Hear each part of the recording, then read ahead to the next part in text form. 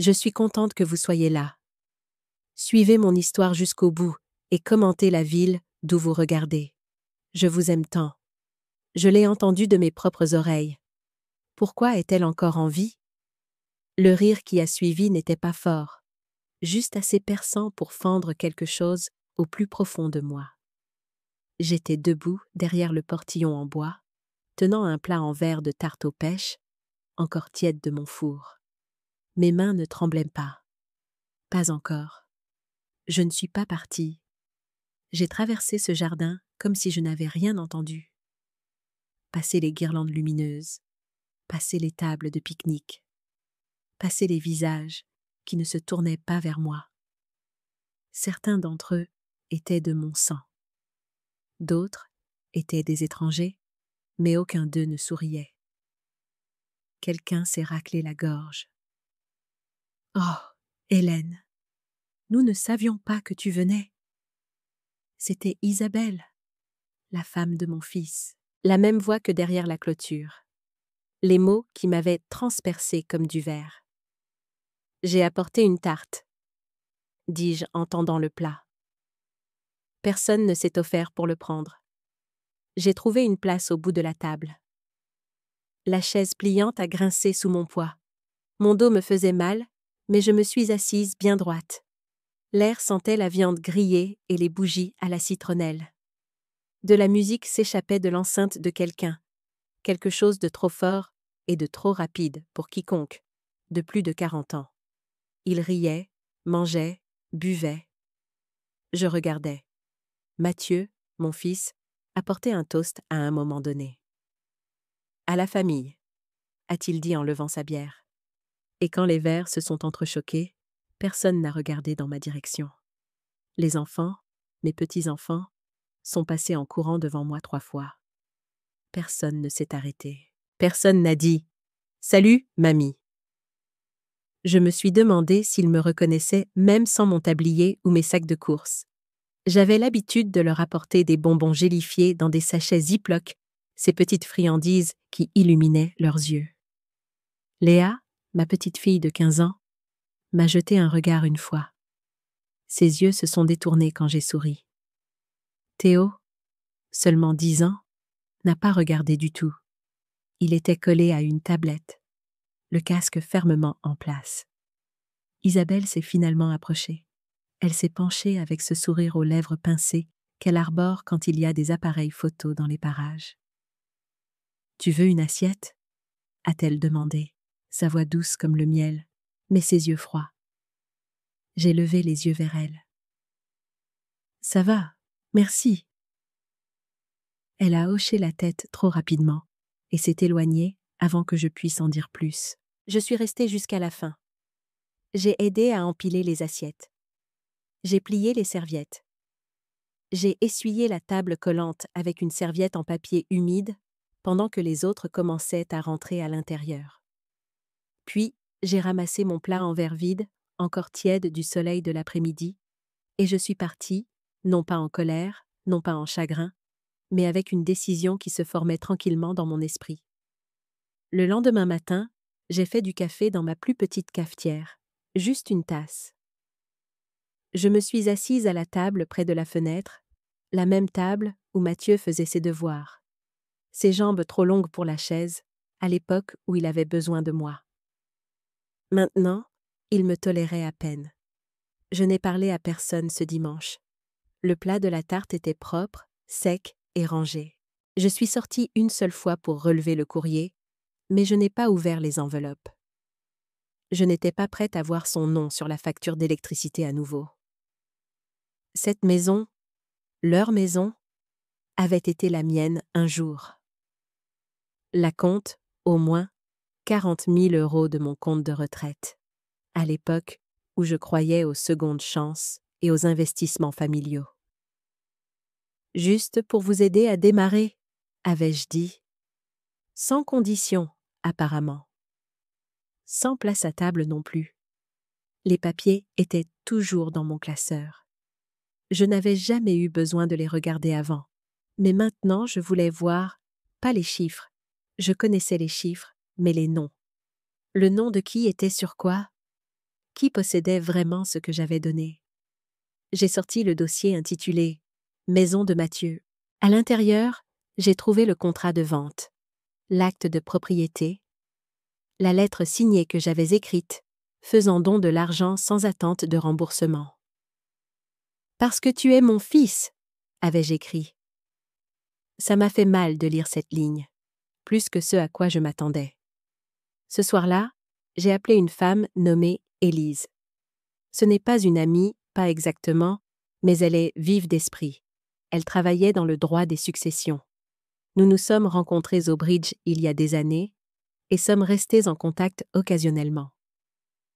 Je lui ai dit que j'avais des questions sur la propriété, les dons et les documents successoraux. Elle n'a pas demandé pourquoi. Elle a juste dit « Passe demain, apporte tout ». J'ai bien dormi cette nuit-là. Pas de somnifère, pas de déambulation, pas la paix exactement, mais une sorte d'alignement, comme si mon esprit et mon cœur s'étaient enfin mis d'accord sur quelque chose d'important. Le matin, je me suis habillée avec soin. Un pantalon repassé, de vraies chaussures, le bon manteau, même s'il faisait trop chaud pour lui. Quand on est sur le point de changer la forme de sa vie, on porte quelque chose avec des boutons. La maison d'Élise sentait le nettoyant au citron et la tisane à la menthe. Elle a regardé le dossier, a parcouru les documents et a émis un petit grognement. Aucune attente écrite, aucun titre de propriété partagé. « C'est à eux maintenant. Tu l'as donné. »« Je sais, » ai-je dit. « Mais ça ne veut pas dire que tu es impuissante, » a-t-elle poursuivi, me regardant par-dessus ses lunettes de lecture. « Raconte-moi ce qui s'est passé, Hélène. » Alors, je l'ai fait. Je lui ai parlé des mots d'Isabelle derrière la clôture, du silence de Mathieu à table, des petits-enfants qui passaient en courant devant moi, comme si j'étais une étrangère, des fêtes de famille où j'étais assise derrière les centres de table pour ne pas gâcher l'esthétique, des appels manqués et des projets annulés, et de la façon dont il parlait autour de moi au lieu de me parler. Je lui ai parlé de l'acompte de 40 000 €. Des 3 mois que j'ai passés à m'occuper de Mathieu après son opération il y a 5 ans, des innombrables gratins et nuits de babysitting et des courses d'urgence à l'école quand Mathieu et Isabelle étaient tous les deux trop occupés. Et je lui ai parlé d'Henri, mon défunt mari, qui n'aurait jamais permis tout ça. Élise a écouté sans m'interrompre. Quand j'ai eu fini, elle s'est adossée à sa chaise. « Tu as été leur filet de sécurité pendant des années, » a-t-elle dit. « Et ils ont pris ça pour acquis. » J'ai hoché la tête, la gorge serrée. « Tu ne peux pas reprendre la maison, » a-t-elle dit. « Mais tu peux t'assurer qu'ils n'obtiennent rien d'autre. » Elle m'a expliqué ce qui pouvait encore être fait concernant les comptes, les testaments, les procurations, ce qui pouvait être protégé, ce qui pouvait être changé. Elle a tout noté sur une liste bien nette. « Tu ne les effaces pas, » a-t-elle dit. « Tu établis des limites. » J'ai plié la liste en 2 et l'ai mise dans mon sac à main. Ce soir-là, je me suis de nouveau assise à la table de la cuisine. Pas de musique, pas de télévision, juste le silence que je détestais autrefois, mais que j'accueillais maintenant. J'ai pris une feuille de papier vierge et j'ai écrit un nom en haut. Mathieu. Puis, j'ai tracé un trait unique à travers, non pas pour l'effacer, mais pour marquer un commencement. Le lendemain, un mercredi chaud d'avril, j'ai préparé une tarte que je n'avais pas l'intention de partager. Aux myrtilles avec un peu de zeste de citron. J'ai utilisé la bonne recette de pâte, celle que je réservais autrefois pour les anniversaires et les grandes occasions. Cette fois, c'était juste pour moi. Sans raison, sans occasion, juste parce que je le pouvais encore. Je me suis assise sur le porche pendant qu'elle refroidissait, mes genoux couverts par le vieux plaid qu'Henri m'avait donné avant de mourir. La rue était calme, quelques enfants à vélo, quelqu'un qui tondait une pelouse 2 maisons plus loin. C'était le genre d'après-midi où rien de grand ne se passait, à moins d'observer attentivement. Vers 16 heures, une voiture que je reconnaissais s'est garée dans l'allée d'en face. La sœur d'Isabelle, Michel, sortant avec un cabas rempli de courses et une bouteille de vin. Elle a frappé une fois et est entrée sans attendre, à l'aise, certaine de sa place. Je n'avais pas été invitée dans cette maison depuis près de 4 mois. Pas depuis l'anniversaire de Théo. Même ce jour-là, il m'avait assise près de la poubelle. « Pour que tu ne sois pas trop près de la musique, maman », avait dit Mathieu, comme si c'était une attention délicate. Théo n'avait pas ouvert mon cadeau avant mon départ. Un petit train en bois sculpté à la main par un artisan que j'avais découvert sur un marché local. J'avais écrit un petit mot à l'intérieur de la boîte avec tout l'amour qu'une grand-mère peut faire tenir sur une page. Il ne l'a jamais mentionné. Je les avais vus 2 fois depuis. Une fois à l'épicerie, Mathieu pressé, Isabelle faisant semblant de ne pas me remarquer au rayon des légumes. Une autre fois à la bibliothèque où Léa est passée juste devant moi. Pas un sourire. Juste un regard comme si j'étais une professeure remplaçante ou une voisine qu'elle ne parvenait pas tout à fait à situer. Et pourtant, j'avais gardé un tiroir dans mon couloir avec des autocollants, des petits carnets, des petits trésors pour les enfants, juste au cas où. Pendant des années, je l'avais rempli fidèlement. Ce jour-là, je l'ai vidé. Chaque dernière chose est allée dans un sac en papier. Je l'ai déposé sur le trottoir avec les autres déchets à recycler. J'ai regardé le sac rester là pendant des heures, intact, tout comme moi. Ce soir-là, j'ai reçu un message de Mathieu. « Salut, Isabelle dit qu'elle a peut-être blessé tes sentiments dimanche. Elle ne le pensait pas. Elle était juste fatiguée. Tu sais comment sont les événements familiaux ?» Je l'ai lu 2 fois. Puis, je l'ai supprimé. Pas répondu. Supprimé. Je n'allais plus archiver ces explications comme des pièces de musée. J'avais fait ça trop longtemps. Conserver les excuses comme des souvenirs. Les envelopper dans le doux rembourrage de « il ne le pensait pas » ou « elle est juste stressée ». C'en était fini. À 19 heures, quelqu'un a frappé. Pendant une seconde, j'ai pensé « peut-être », mais c'était Denise, la voisine, qui apportait un bol de soupe aux lentilles et demandait si j'avais vu son chat. Ce n'était pas le cas, mais je l'ai invitée à entrer. Nous nous sommes assises à la table de la cuisine et avons partagé la tarte. Elle n'a pas posé de questions sur Mathieu, n'a pas demandé pourquoi mes yeux semblaient plus lourds que d'habitude. Elle a juste dit que la tarte était si bonne qu'elle lui donnait des frissons. Nous avons ri. J'avais besoin de ce rire plus que je ne le réalisais. Plus tard, après son départ, j'ai pris une photo sur l'étagère dans le couloir. Moi et Mathieu. 1987. Il avait 8 ans. Il lui manquait une dent de devant, souriant comme si j'étais le monde entier. J'ai regardé ce garçon et j'ai murmuré « Tu me manques, pas l'homme, le garçon ». J'ai retourné la photo face contre l'étagère, puis j'ai ouvert le tiroir de mon bureau et j'ai retiré l'enveloppe intitulée « Juridique ». Dedans, mon testament, mes directives médicales, la procuration que Mathieu avait signée il y a 3 ans quand j'avais fait une chute, celle qu'il n'avait jamais suivie, sur laquelle il n'avait jamais posé de questions. J'ai tenu ce document sur mes genoux pendant longtemps. Demain, je retournerai voir Élise. Mais cette nuit-là, je suis restée assise dans le noir et j'ai dit adieu à une version de ma famille qui n'existait que dans ma mémoire. Le bureau d'Élise était silencieux le lendemain matin, d'un silence doux, du genre qui vous enveloppe comme une écharpe épaisse.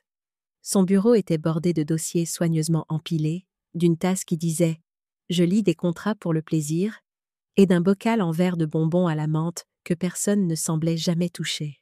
« Je veux commencer par la procuration », dis-je en plaçant le document devant elle. « La révoquer aujourd'hui ?»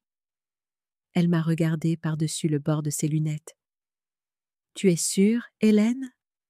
C'est un grand changement. » « Je suis sûre. » Elle n'a pas demandé pourquoi, a juste hoché la tête et a fait glisser le papier de son côté du bureau. Nous déposerons la révocation aujourd'hui. Je vais la certifier. Tu devras signer quelques papiers, mais je vais te faciliter la tâche. Je me suis rassise pendant qu'elle imprimait les formulaires.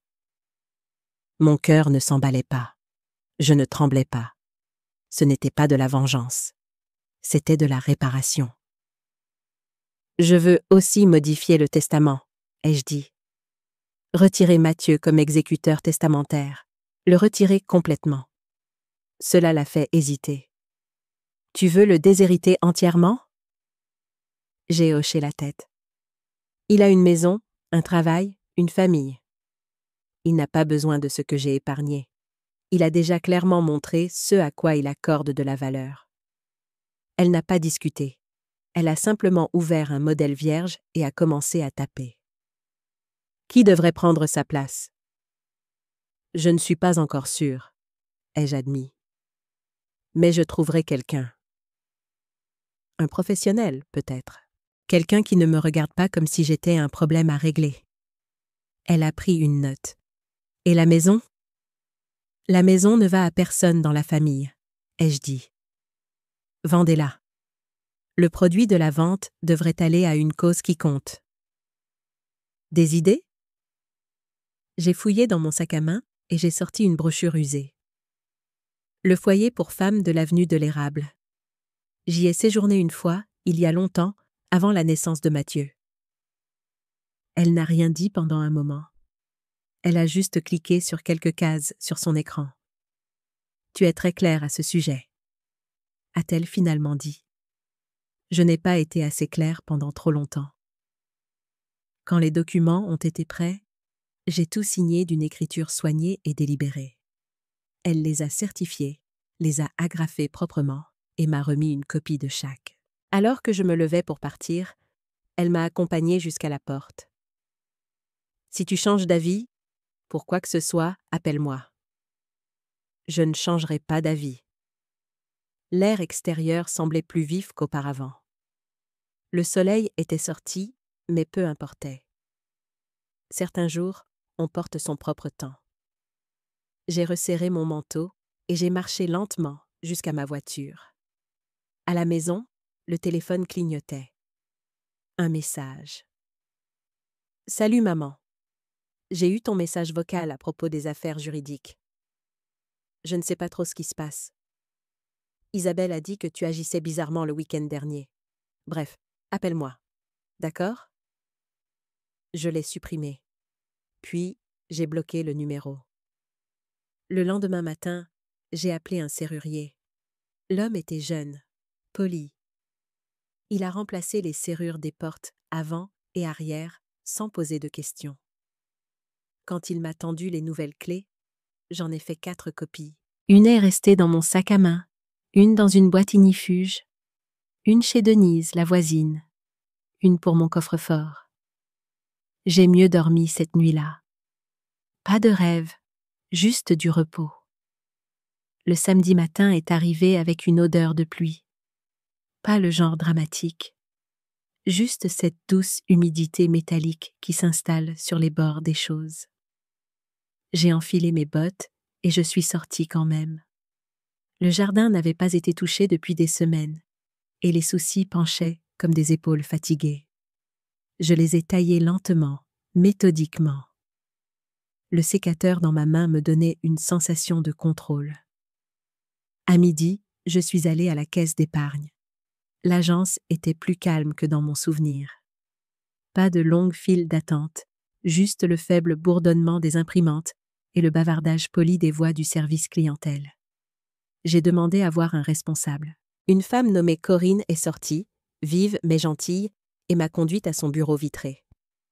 J'aimerais revoir tous les utilisateurs autorisés sur mes comptes, ai-je dit. Elle a affiché l'écran. Vous avez un cosignataire et un titulaire de carte autorisée. Mathieu J. Dubois. Votre fils. C'était ça? A-t-elle hésité. Souhaitez-vous le retirer? J'aimerais l'effacer. Ses doigts se sont immobilisés au-dessus du clavier. Complètement? Oui. Retirez l'accès, annuler la carte, remettait tout à mon nom uniquement.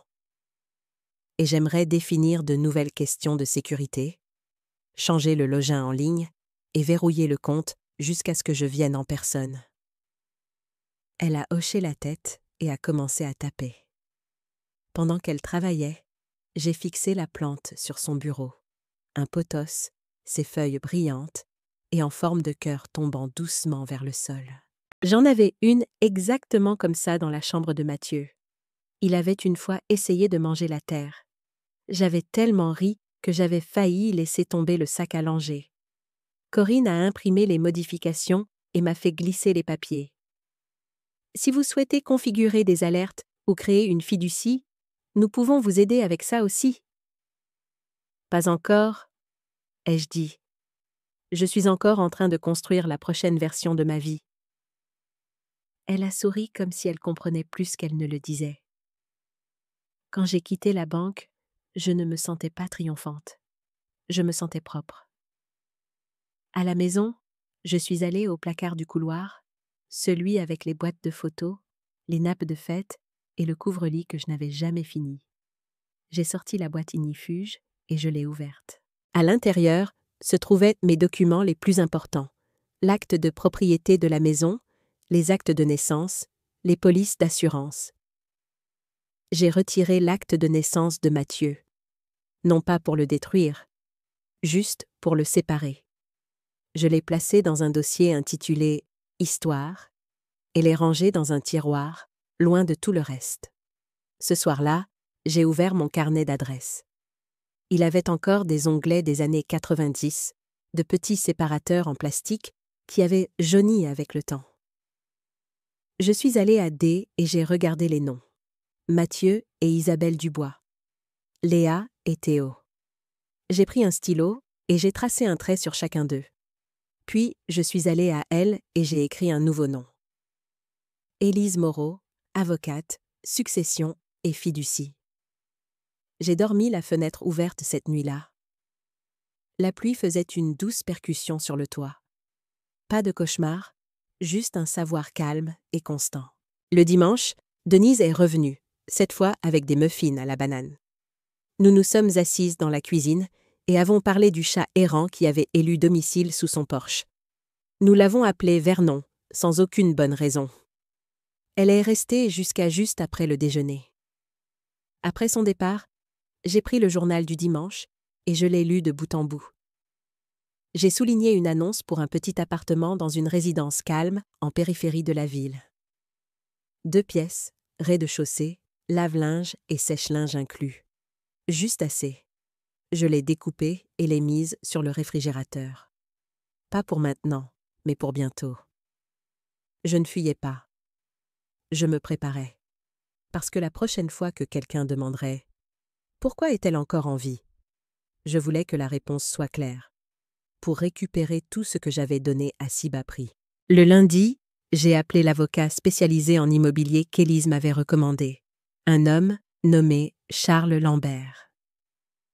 Sa voix était posée, basse, du genre à qui l'on fait confiance avant même d'avoir croisé le regard derrière elle. Je lui ai dit que je voulais parler de changement de titre de propriété et de transfert de biens. Il m'a donné un rendez-vous pour jeudi. En attendant, j'ai tout rassemblé. L'acte de propriété de la maison, les registres de la taxe foncière, les factures de réparation que j'avais gardées pendant 20 ans. Nouveau toit, nouvelle plomberie, la chaudière que Mathieu avait dit ne pas valoir l'investissement, mais que j'avais payé quand même. Chaque reçu était un fil dans l'histoire qu'il voulait oublier. J'ai fait des copies propres. J'ai étiqueté des dossiers. Quand j'ai eu fini, ma table de salle à manger ressemblait au quartier général d'une femme dont personne ne s'attendait à ce qu'elle résiste.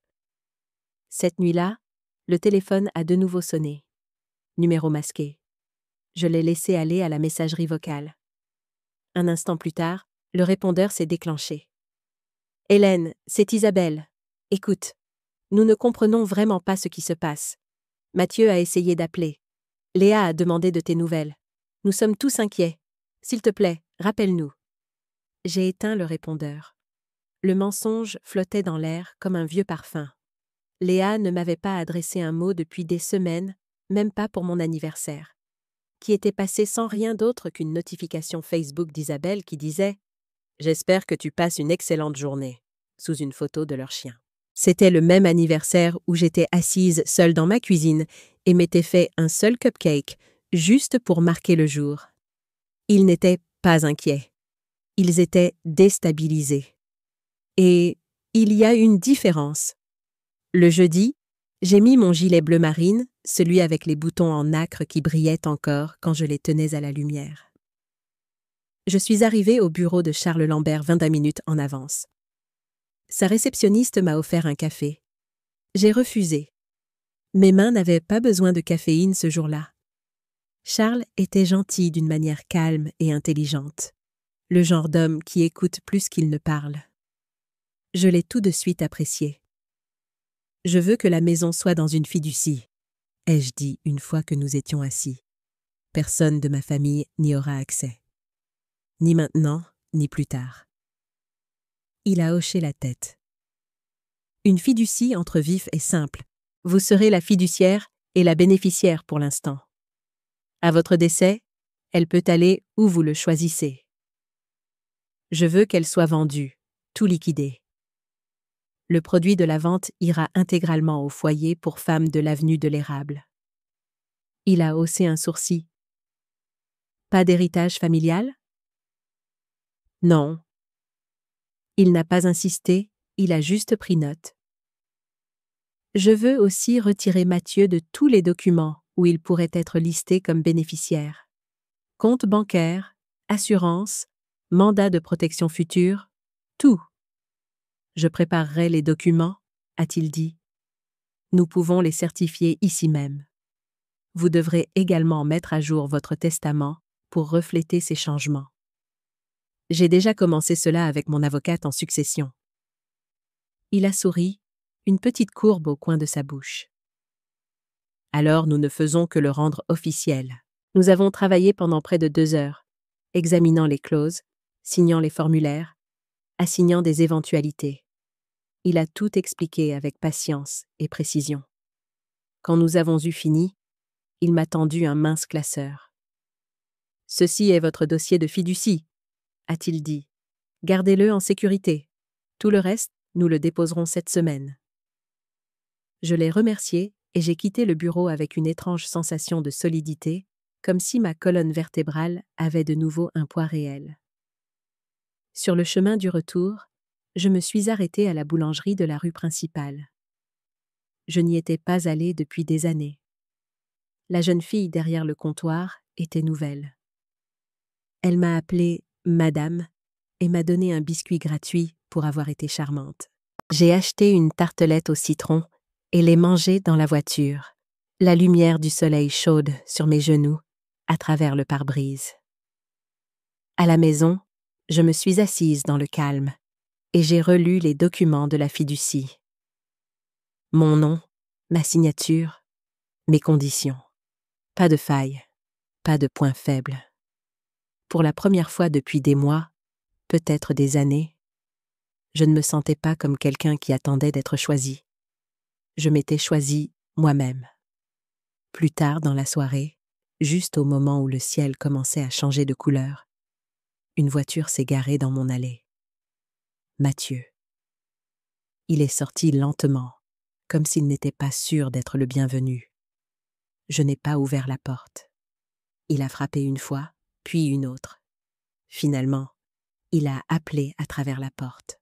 « Maman, s'il te plaît, je ne sais pas ce qui se passe. » Je suis restée assise sur le canapé, les mains sur les genoux. « Dis, tu as changé les serrures.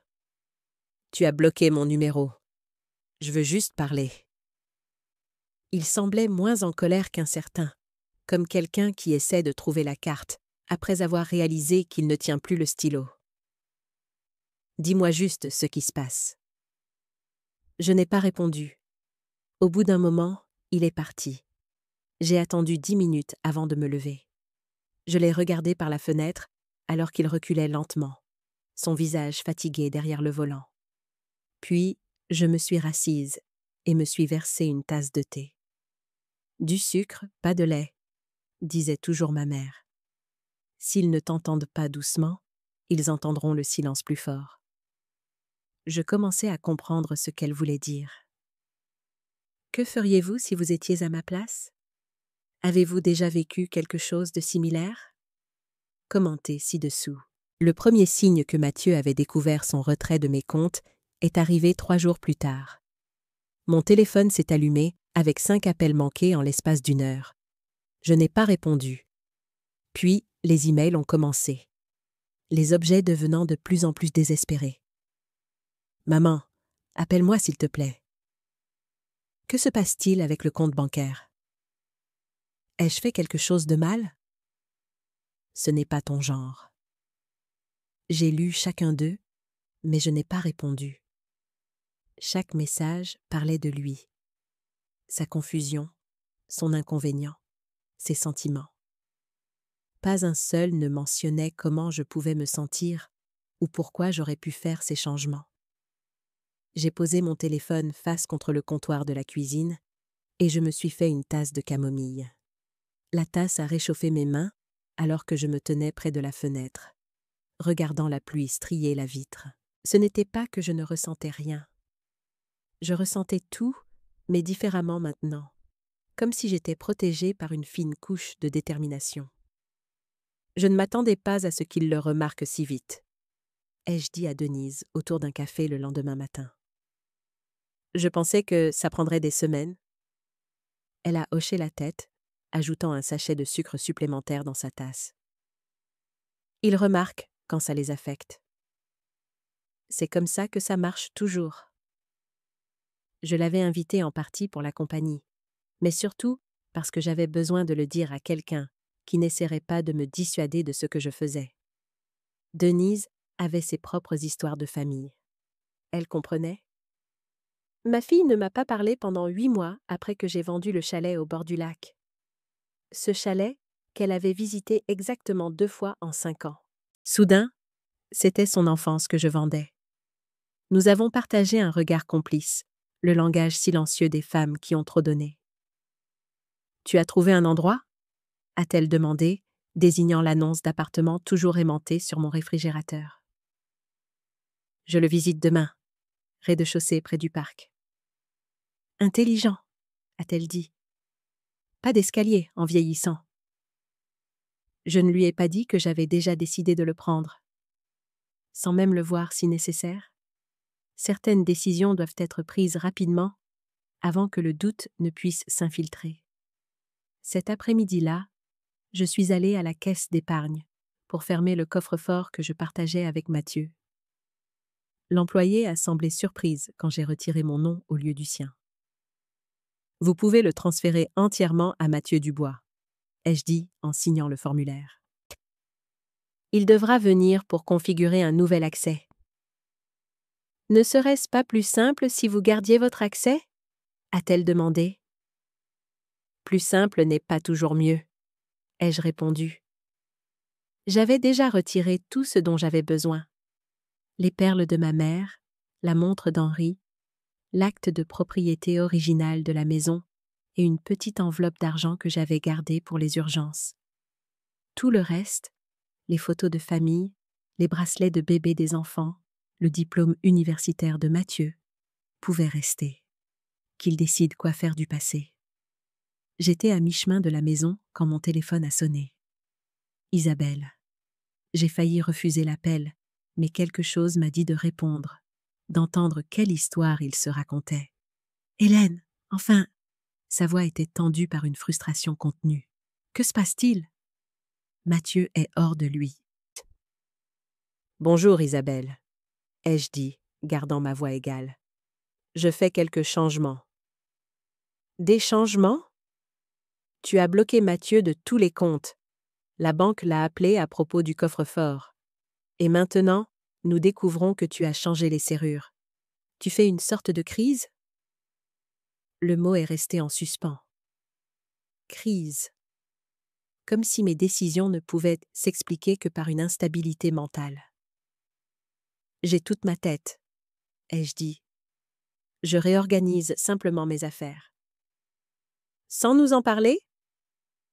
Mathieu est ton fils. Il a le droit de savoir. Un droit? Ai-je interrompu, me surprenant moi-même par la fermeté de ma voix. Quel droit penses-tu exactement que Mathieu a sur mes finances, Isabelle? Sur ma maison? Elle a bafouillé. Il est ta famille, ton seul enfant? Oui, et pendant des années, il m'a traité comme une simple formalité. Vous deux. Ce n'est pas juste, a-t-elle dit, sa voix prenant un ton blessé que je savais être étudié. Nous sommes occupés, Hélène. Nous avons des carrières, des enfants. Nous ne pouvons pas toujours tout laisser tomber quand tu veux de l'attention. De l'attention? J'ai failli rire. C'est comme ça que tu appelles le respect de base? M'inclure dans les événements familiaux? Répondre à mes appels?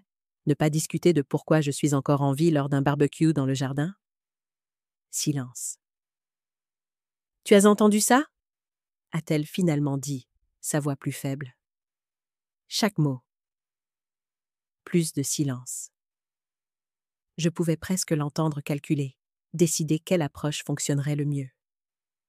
J'étais stressée, a-t-elle finalement dit. C'était une blague. Une blague horrible. Je ne le pensais pas. Et je ne savais certainement pas que tu étais là. Ça ne fait qu'aggraver les choses, Isabelle, pas les améliorer. Hélène, s'il te plaît. Quoi que tu penses faire, tu dois arrêter. Mathieu est mort d'inquiétude. Il pense que tu as des problèmes cognitifs. Il parle d'appeler ton médecin, peut-être même d'envisager des options de maison de retraite. Mon sang s'est glacé. C'était donc ça, la stratégie. S'ils ne pouvaient pas contrôler mes biens, ils essaieraient de me contrôler moi. Dis à Mathieu que je suis parfaitement compétente. Ai-je dit, ma voix stable malgré la colère qui montait en moi. Mon médecin le confirmera, tout comme mon avocat qui a soigneusement documenté ma santé mentale, tout en m'aidant à mettre à jour mon testament et mes arrangements financiers. Elle a eu un hoquet. Tu as changé ton testament? Au revoir, Isabelle, ai-je dit, et j'ai mis fin à l'appel. Mes mains tremblaient en posant le téléphone. Je ne m'attendais pas à ce qu'ils aillent aussi loin, à suggérer que je n'étais pas mentalement capable. C'était désespéré et dangereux. J'ai appelé Élise immédiatement. Ils disent que j'ai des problèmes cognitifs, lui ai-je dit. Mathieu parle de maison de retraite. Un coup classique, a dit Élise, sans surprise. Quand ils ne peuvent pas contrôler l'argent, ils essaient de contrôler la personne. Mais ne t'inquiète pas, nous avons déjà documenté ta compétence avec l'évaluation médicale que tu as faite le mois dernier. Ils n'ont aucun fondement. Devrais-je m'inquiéter? Sois vigilante, pas inquiète. Documente tout. Et sécurise cet appartement dès que possible. Une nouvelle adresse aide à établir l'indépendance. Après avoir raccroché, je suis restée longtemps dans ma voiture, regardant les gouttes de pluie faire la course sur le pare-brise. J'ai pensé à la facilité avec laquelle les droits pouvaient être retirés aux femmes âgées, à la rapidité avec laquelle des décennies d'indépendance pouvaient être remises en question. Cela ne m'arriverait pas, mais je devais agir plus vite. Je suis allée directement à la résidence des Saules et j'ai demandé une visite immédiate. Thérèse, la gestionnaire immobilière, a semblé surprise, mais m'a accommodée. C'était une femme robuste, d'une 50aine d'années, avec une attitude pragmatique que j'ai appréciée. « Ce n'est pas luxueux », a-t-elle prévenu en déverrouillant la porte de l'unité 12B. « Mais c'est propre, calme, et les appareils ont été mis à jour l'année dernière. » L'appartement était petit, mais lumineux. Une chambre, une cuisine compacte, un salon avec une grande fenêtre donnant sur une cour avec de vrais saules. La salle de bain avait déjà des barres d'appui installées, pratiques, bien qu'un peu austères. « Je le prends », ai-je dit avant même d'avoir terminé la visite. Thérèse a haussé un sourcil. « Vous ne voulez pas mesurer pour les meubles? Vérifier la pression de l'eau? La plupart des gens visitent 2 ou 3 fois avant de se décider. » Je sais ce dont j'ai besoin, ai-je dit. Et c'est ça. J'ai fait un chèque pour la caution et le premier mois de loyer sur le champ. Thérèse a traité la demande immédiatement, disant qu'elle renonçait à la période d'attente habituelle puisque l'unité était vacante depuis 2 mois.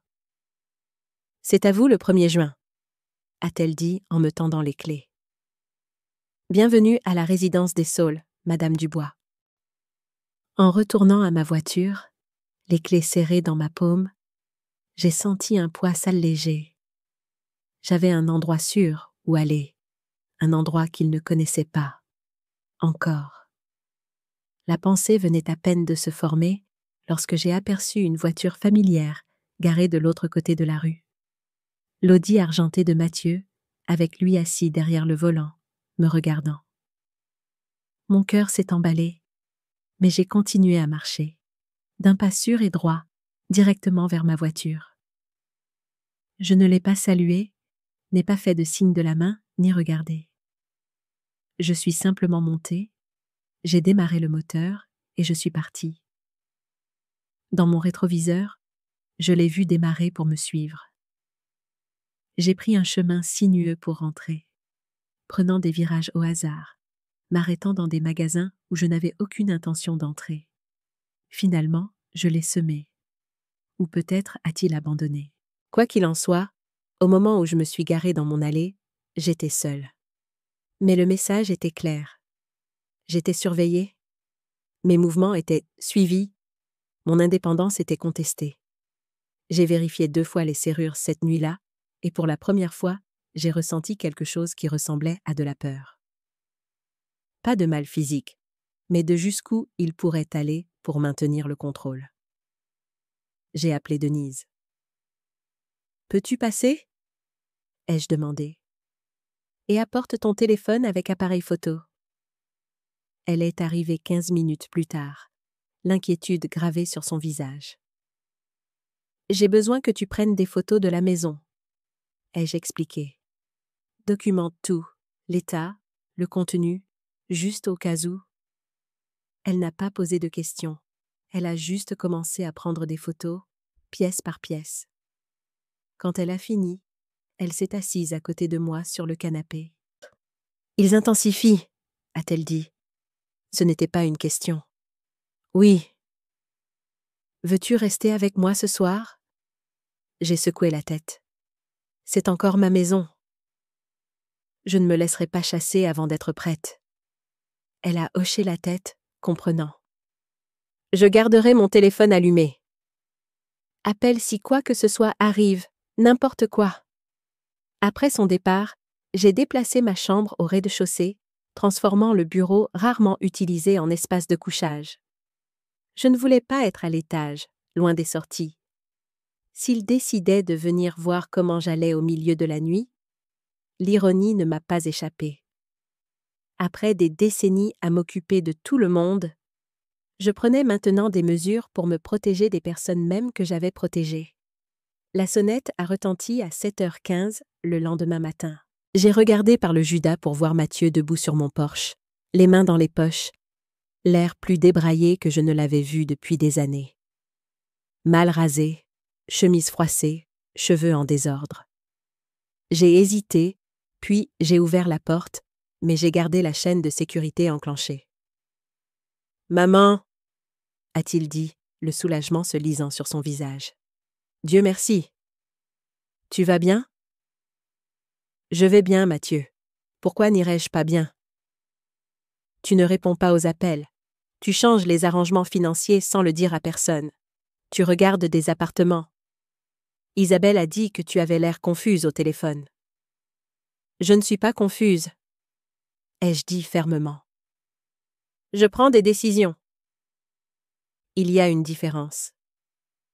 Il a soupiré, passant une main dans ses cheveux. « Je peux entrer ? S'il te plaît, je veux juste parler. » Je l'ai étudié. Les cernes sous ses yeux suggéraient qu'il n'avait pas bien dormi. Une partie de moi s'est adoucie, la partie mère qui ne disparaît jamais tout à fait. Mais je me suis souvenu de l'avertissement d'Élise. « Documente tout. » Je vais sortir. ai-je dit. On peut parler sur le porche. J'ai refermé la porte, détaché la chaîne et suis sortie, fermant fermement la porte derrière moi. Je me suis assise dans l'une des chaises en osier et lui ai fait signe de prendre l'autre. « Maman, que se passe-t-il » a-t-il demandé en se penchant en avant. « Ce n'est pas ton genre. » Tous ces changements soudains. Je suis inquiet. « Ce n'est pas soudain pour moi, » ai-je dit. Ça s'est accumulé pendant des années. Quoi donc? Qu'est-ce que j'ai fait? Je l'ai regardé. Vraiment regardé. Mon fils, le bébé que j'avais tenu pendant les coliques, et le croup, le garçon qui s'était cassé le bras en grimpant aux chênes dans le jardin. L'adolescent qui avait refusé de me parler pendant une semaine quand je ne l'avais pas laissé aller à un concert. L'homme qui était maintenant assis devant moi, sincèrement confus quant à la raison pour laquelle je pourrais vouloir de l'autonomie. Ce n'est pas une seule chose, Mathieu. C'est tout. C'est être assise à la table des enfants à Noël. C'est ne pas être invitée à la pièce de théâtre de Léa à l'école jusqu'à la veille, quand la mère d'Isabelle n'a pas pu venir.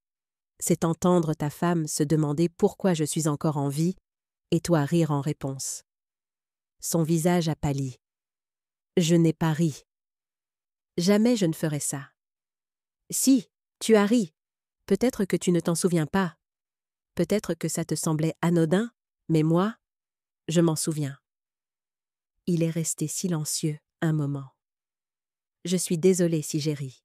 J'étais probablement juste mal à l'aise. Tu sais comment est Isabelle? Toujours une excuse, toujours une déviation. Il ne s'agit pas d'Isabelle, ai-je dit. Il s'agit de toi et moi. De la façon dont tu as permis qu'on me traite. De la façon dont tu m'as traité toi-même. J'ai été occupée, maman. Le travail est fou. Les enfants demandent tellement. La promotion d'Isabelle signifie plus d'heures. Nous sommes surchargés. Nous sommes tous occupés, Mathieu. Être occupé n'excuse pas d'être méchant. Il a baissé les yeux sur ses mains. Alors, tu me punis? Tu me coupes financièrement? Tu déménages? Je ne te punis pas. Je me protège. Il a levé les yeux, la confusion dans son regard. De quoi? De moi? D'être prise pour acquise, d'être une simple formalité, d'être traitée comme si je n'avais pas d'importance jusqu'à ce que tu aies besoin de quelque chose de moi. Il a tressailli. Ce n'est pas juste. Quand est-ce que tu m'as appelé pour la dernière fois juste pour parler, pas pour demander du babysitting ou un prêt ou un plat pour la réception de travail d'Isabelle? Il a ouvert la bouche, puis l'a refermée, réfléchissant. Ça fait plus d'1 an, ai-je dit doucement. Pour l'anniversaire de ton père. Tu as appelé parce que tu étais triste à son sujet, pas parce que tu voulais prendre de mes nouvelles. Le silence s'est étiré entre nous, rempli seulement par le son lointain d'une tondeuse à gazon et le chant des oiseaux dans l'érable. Je ne m'en étais pas rendu compte, a-t-il finalement dit. Je ne pensais pas. C'est justement ça. Tu ne pensais pas à moi du tout. Il avait l'air accablé. Maman, je t'aime. Tu le sais? Le sais-je? Parce que l'amour devrait être visible, Mathieu. Il devrait se sentir. Et depuis longtemps maintenant, je ne le sens pas de ta part. Il a tendu la main vers la mienne, mais je l'ai gardée sur mes genoux. Dis-moi ce que tu veux que je fasse, a-t-il dit. Comment puis-je arranger ça? Tu ne peux pas, ai-je dit. Je ne te demande pas d'arranger quoi que ce soit. Je te dis que je fais des changements. Mes comptes, mon testament, ma situation de vie, tout cela change parce que je dois prendre soin de moi maintenant. Mais pourquoi ce secret? Pourquoi ne pas m'en parler d'abord?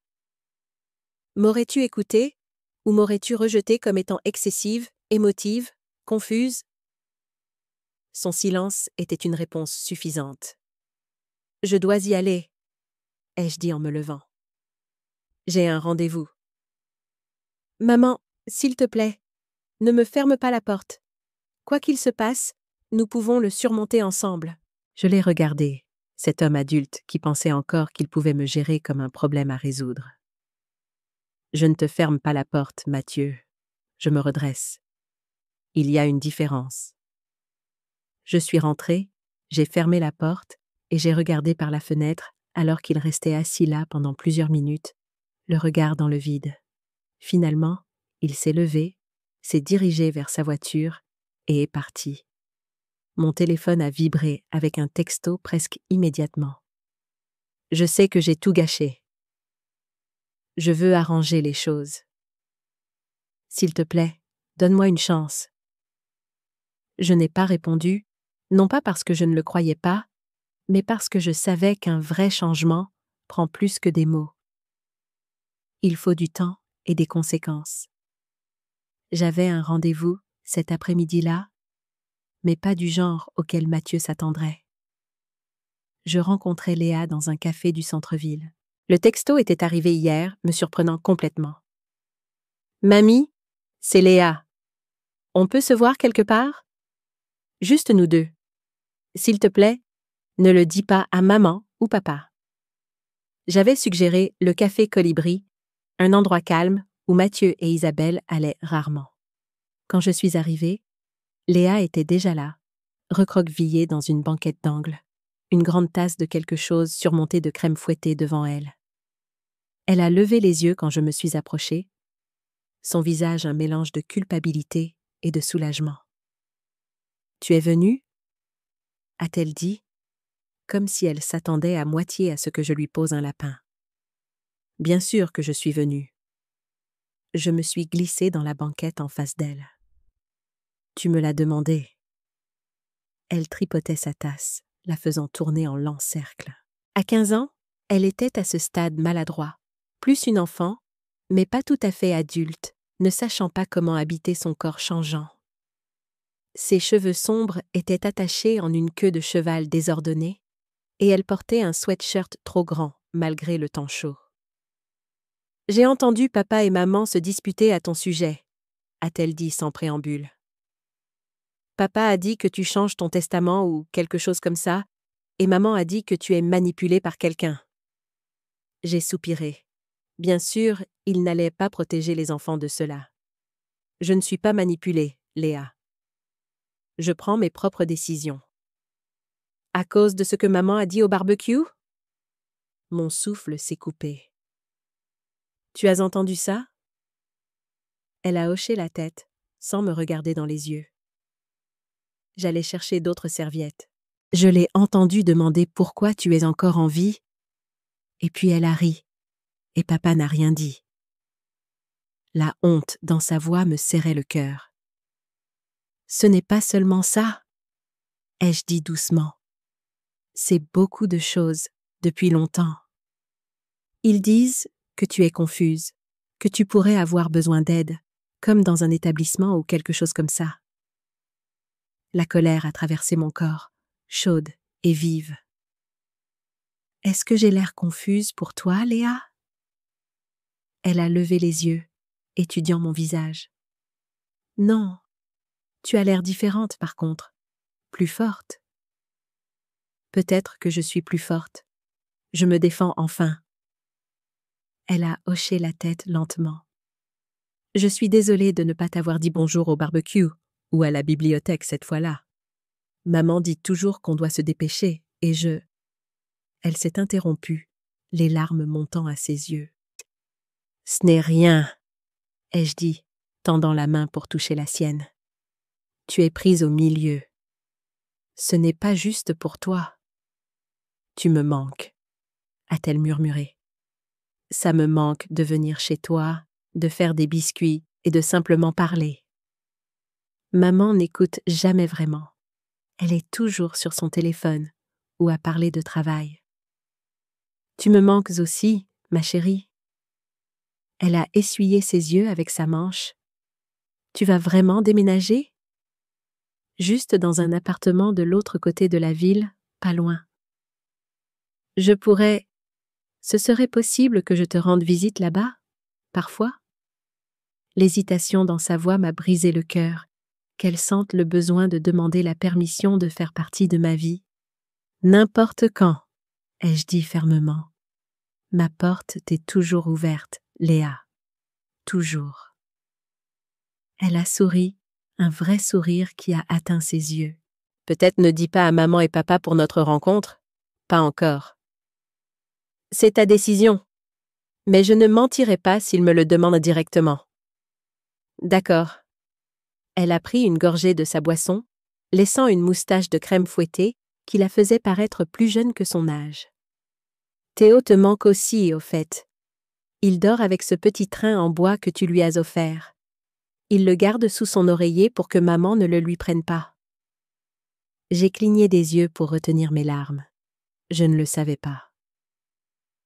Ouais, eh bien, il y a beaucoup de choses que maman et papa ne remarquent pas. Nous avons parlé pendant près d'1 heure. Elle m'a parlé de l'école, du cours de photographie qu'elle adorait, du garçon qui lui plaisait peut-être, mais dont elle n'était pas sûre. Des choses normales d'adolescente qui avaient été absentes de ma vie depuis trop longtemps. Quand il a été temps de partir, elle m'a serré fort dans ses bras, s'accrochant comme elle le faisait quand elle était petite. « Je peux t'appeler parfois ?» a-t-elle demandé. « N'importe quand » ai-je répété. « Jour et nuit. » Je l'ai regardé s'éloigner, les épaules plus droites qu'à son arrivée. Quelque chose avait changé entre nous, une connexion ravivée que j'avais craint de perdre à jamais. En rentrant chez moi, j'ai réalisé quelque chose d'important. En essayant de reprendre mon propre pouvoir, j'avais par inadvertance donné à Léa la permission de trouver le sien, de questionner, de tendre la main, de faire ses propres choix concernant les relations familiales. C'était peut-être l'héritage le plus précieux que je pouvais laisser, pas de l'argent ou des biens, mais l'exemple d'une femme qui a finalement appris à se tenir dans sa propre vérité. Mon téléphone a sonné juste au moment où je me garais dans mon allée. Charles Lambert, mon avocat. « Madame Dubois » a-t-il dit, sa voix grave. « Je viens de recevoir un appel préoccupant d'un avocat représentant votre fils. Il demande des copies de vos documents juridiques, citant des inquiétudes quant à votre compétence mentale. » Mon estomac s'est noué. Sur quelle base? Ils prétendent un changement de comportement soudain et radical et des décisions financières incompatibles avec votre historique. C'est une pêche aux informations, mais je voulais que vous le sachiez. Ils intensifient. Que dois-je faire? Rien pour l'instant.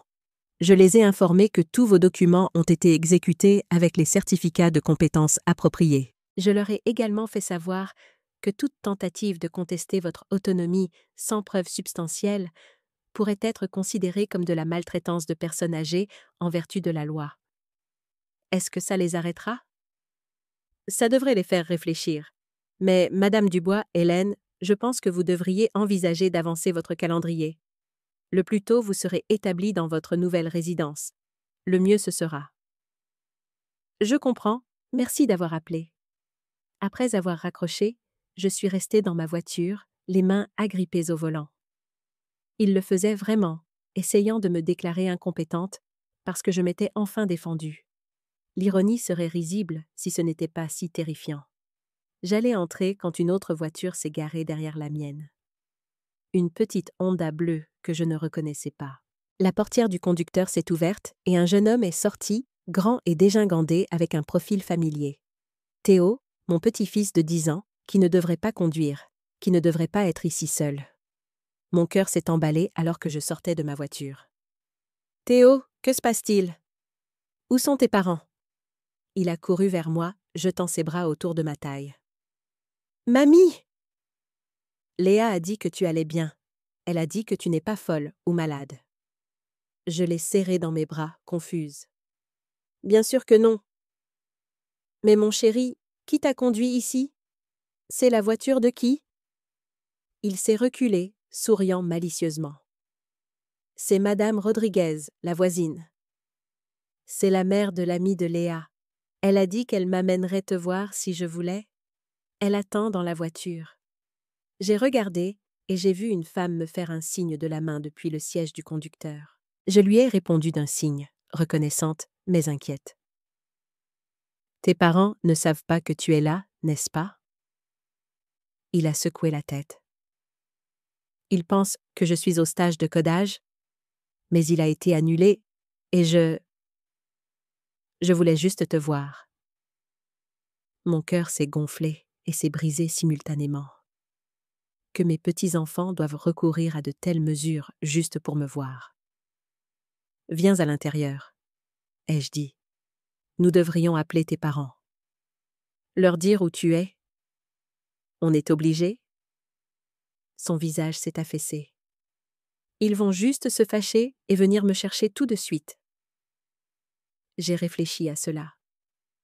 Et si on appelait après avoir mangé des biscuits et bu du lait? Ça nous donnera un peu de temps ensemble d'abord. Son visage s'est illuminé. On peut faire les biscuits au chocolat avec les craquelures sur le dessus? Absolument. J'ai fait un signe de la main à Madame Rodriguez, articulant un « merci » avant de faire entrer Théo. Elle a hoché la tête et est partie, nous laissant à notre après-midi volé. En regardant Théo dévorer son 3e biscuit, du chocolat étalé sur sa joue, j'ai réalisé quelque chose d'important. Mathieu et Isabelle pouvaient essayer de contrôler mes finances, ma maison, même ma liberté.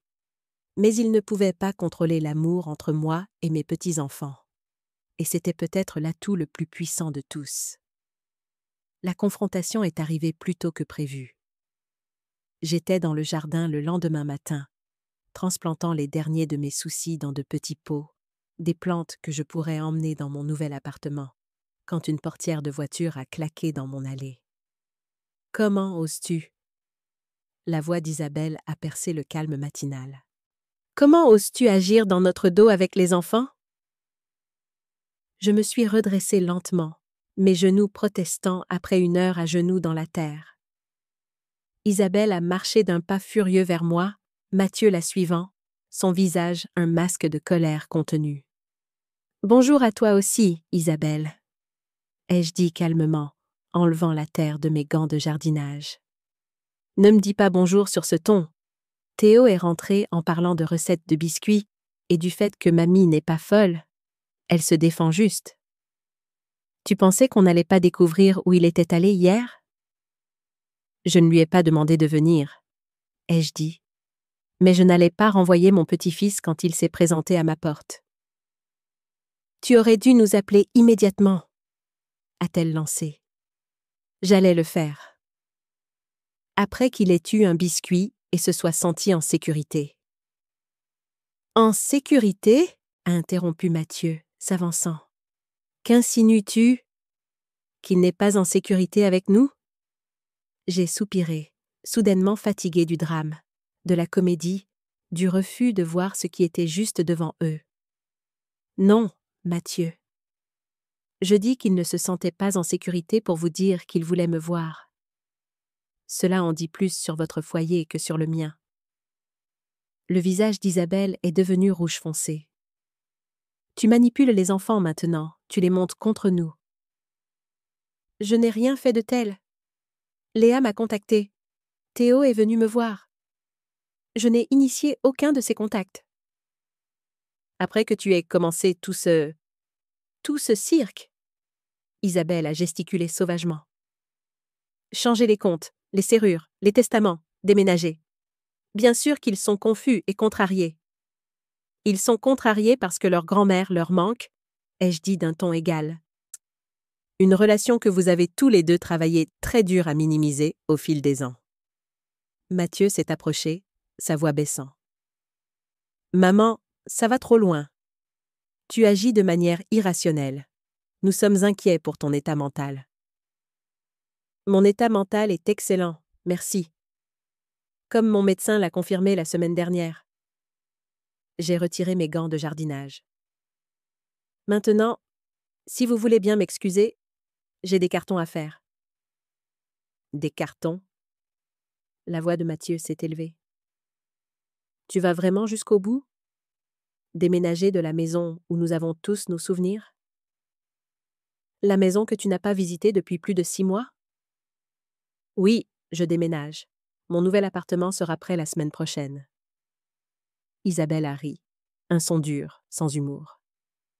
C'est ridicule. Tu fais une sorte de crise de la quarantaine à 72 ans. Un éveil tardif, ai-je corrigé. Et il était temps. Tu as besoin d'aide, Hélène, a-t-elle dit, sa voix devenant soudainement mielleuse. Nous essayons juste de nous assurer que tu reçoives les soins dont tu as besoin. Le médecin a recommandé un bilan neurologique, peut-être un séjour dans un environnement supervisé. Quel médecin? Ai-je interrompu. Pas mon médecin. Le docteur Patel a déjà fourni une déclaration de ma compétence à mon avocat. Mathieu avait l'air mal à l'aise. Nous avons parlé à un spécialiste de tes symptômes. Des symptômes que je n'ai pas, décrits par vous, à un médecin que je n'ai jamais rencontré. J'ai secoué la tête. Ce n'est pas de l'inquiétude, Mathieu. C'est du contrôle. Tu penses que je veux te contrôler? Sa voix s'est légèrement brisée. Maman, je veux juste que les choses redeviennent comme avant. Et voilà, la vérité. Comme avant, ai-je répété lentement.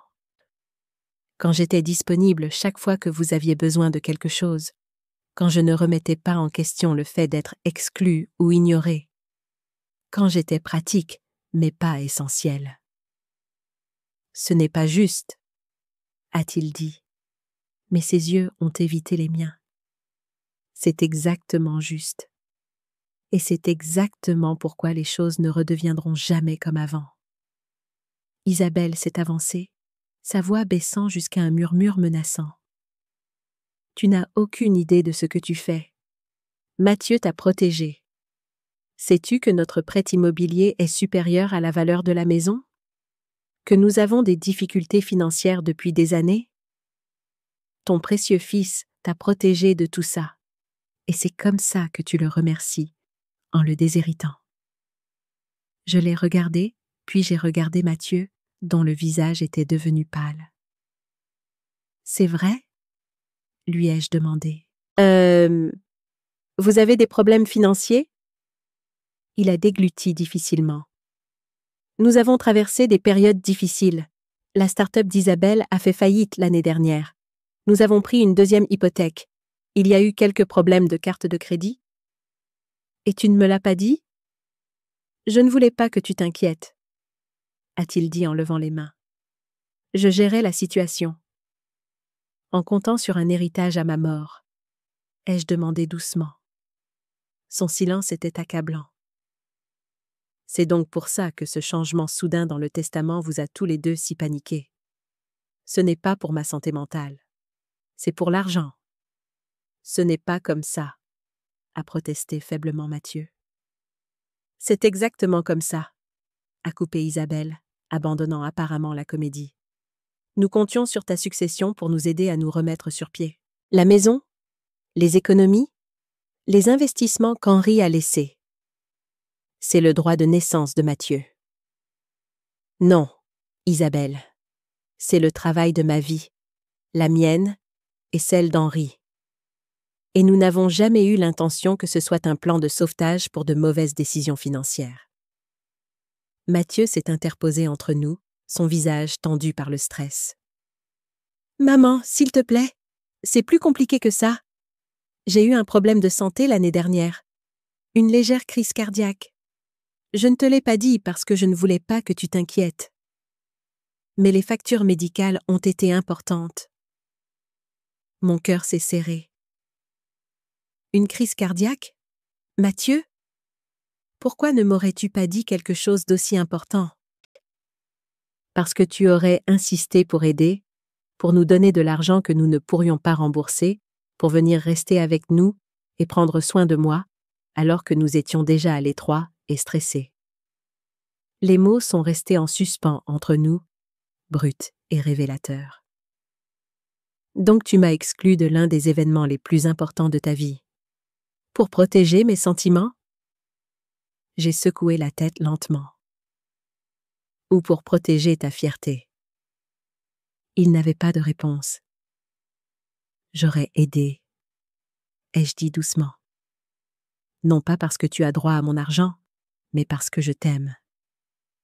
Il y a une différence. Isabelle a fait un bruit dédaigneux. Eh bien, c'est très touchant, mais la réalité est que nous avons besoin d'aide maintenant. Et tu choisis ce moment pour jouer à la mère blessée et nous couper les vivres. Je l'ai regardée pendant un long moment, la voyant clairement, peut-être pour la première fois. Le désespoir derrière l'agression, la peur derrière le sentiment de droit. Je ne vous coupe pas les vivres, Isabelle. J'établis des limites. Et si vous avez besoin d'aide financière, nous pouvons en discuter comme des adultes, avec des conditions et des attentes appropriées. Nous ne voulons pas d'un prêt, a-t-elle lancé. Nous avons besoin. Isabelle. Mathieu l'a interrompue d'un ton d'avertissement. Assez. Un silence inconfortable s'est installé. Je regardais entre eux. Ces deux personnes qui avaient prévu d'attendre ma mort pour résoudre leurs problèmes plutôt que de simplement demander mon aide de mon vivant. Je pense que vous devriez partir, ai-je finalement dit. Nous en avons tous assez dit pour aujourd'hui. Maman, a commencé Mathieu, mais j'ai levé la main. S'il vous plaît, j'ai besoin de temps pour digérer tout ça. Tout comme vous. Ils sont partis à contre-cœur. Isabelle toujours furieuse. Mathieu l'air abattu. Alors qu'il reculait, dans l'allée, j'ai remarqué Léa sur la banquette arrière de la voiture, me regardant par la fenêtre. Elle a levé la main dans un petit signe. J'ai répondu de même, essayant de transmettre par ce simple geste tout l'amour et le réconfort que je ne pouvais pas exprimer à voix haute. À l'intérieur, je me suis effondrée sur le canapé, émotionnellement épuisée. La révélation de la crise cardiaque de Mathieu m'a le plus durement touchée. Qu'il ait souffert, craint pour sa vie peut-être, et choisi de ne pas me le dire, de ne pas me laisser être sa mère quand il en avait le plus besoin. Le téléphone a sonné, me tirant de mes pensées. Élise. Hélène, Charles Lambert m'a appelé. Il a dit que l'avocat de Mathieu a reculé sur la contestation de compétences. Oui. Eh bien, ils sont passés à une nouvelle approche, ai-je dit, et je l'ai mise au courant de la confrontation du matin. Des problèmes financiers, a-t-elle réfléchi. Cela explique le désespoir. Mais ça n'excuse rien. Non, ai-je convenu. Ça n'excuse rien? Que vas-tu faire maintenant? A-t-elle demandé.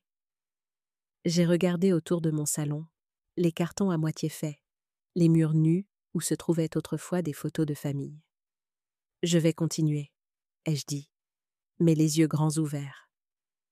Avez-vous déjà dû faire des choix difficiles pour vous protéger de membres de votre famille?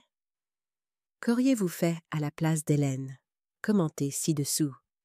Le jardin avant n'avait pas été aussi bien entretenu depuis des années. Le vendredi, j'ai taillé les haies, balayé le porche. J'ai même remplacé l'ampoule fissurée au-dessus de la porte. Non pas parce que quelqu'un venait, mais parce que je partais. Et je voulais que la maison sache que je n'avais pas cessé de m'en soucier. Ce n'était pas la faute de la maison. J'y avais vécu pendant 43 ans. J'avais emménagé quand Mathieu avait 5 ans, à l'époque où sa chose préférée était d'aligner ses dinosaures en jouets le long du rebord de la fenêtre et de les nommer comme des camarades de classe. Celui-ci, c'est Robert, et celle-là, c'est Madame Martin. C'était la maison de mes rêves, autrefois.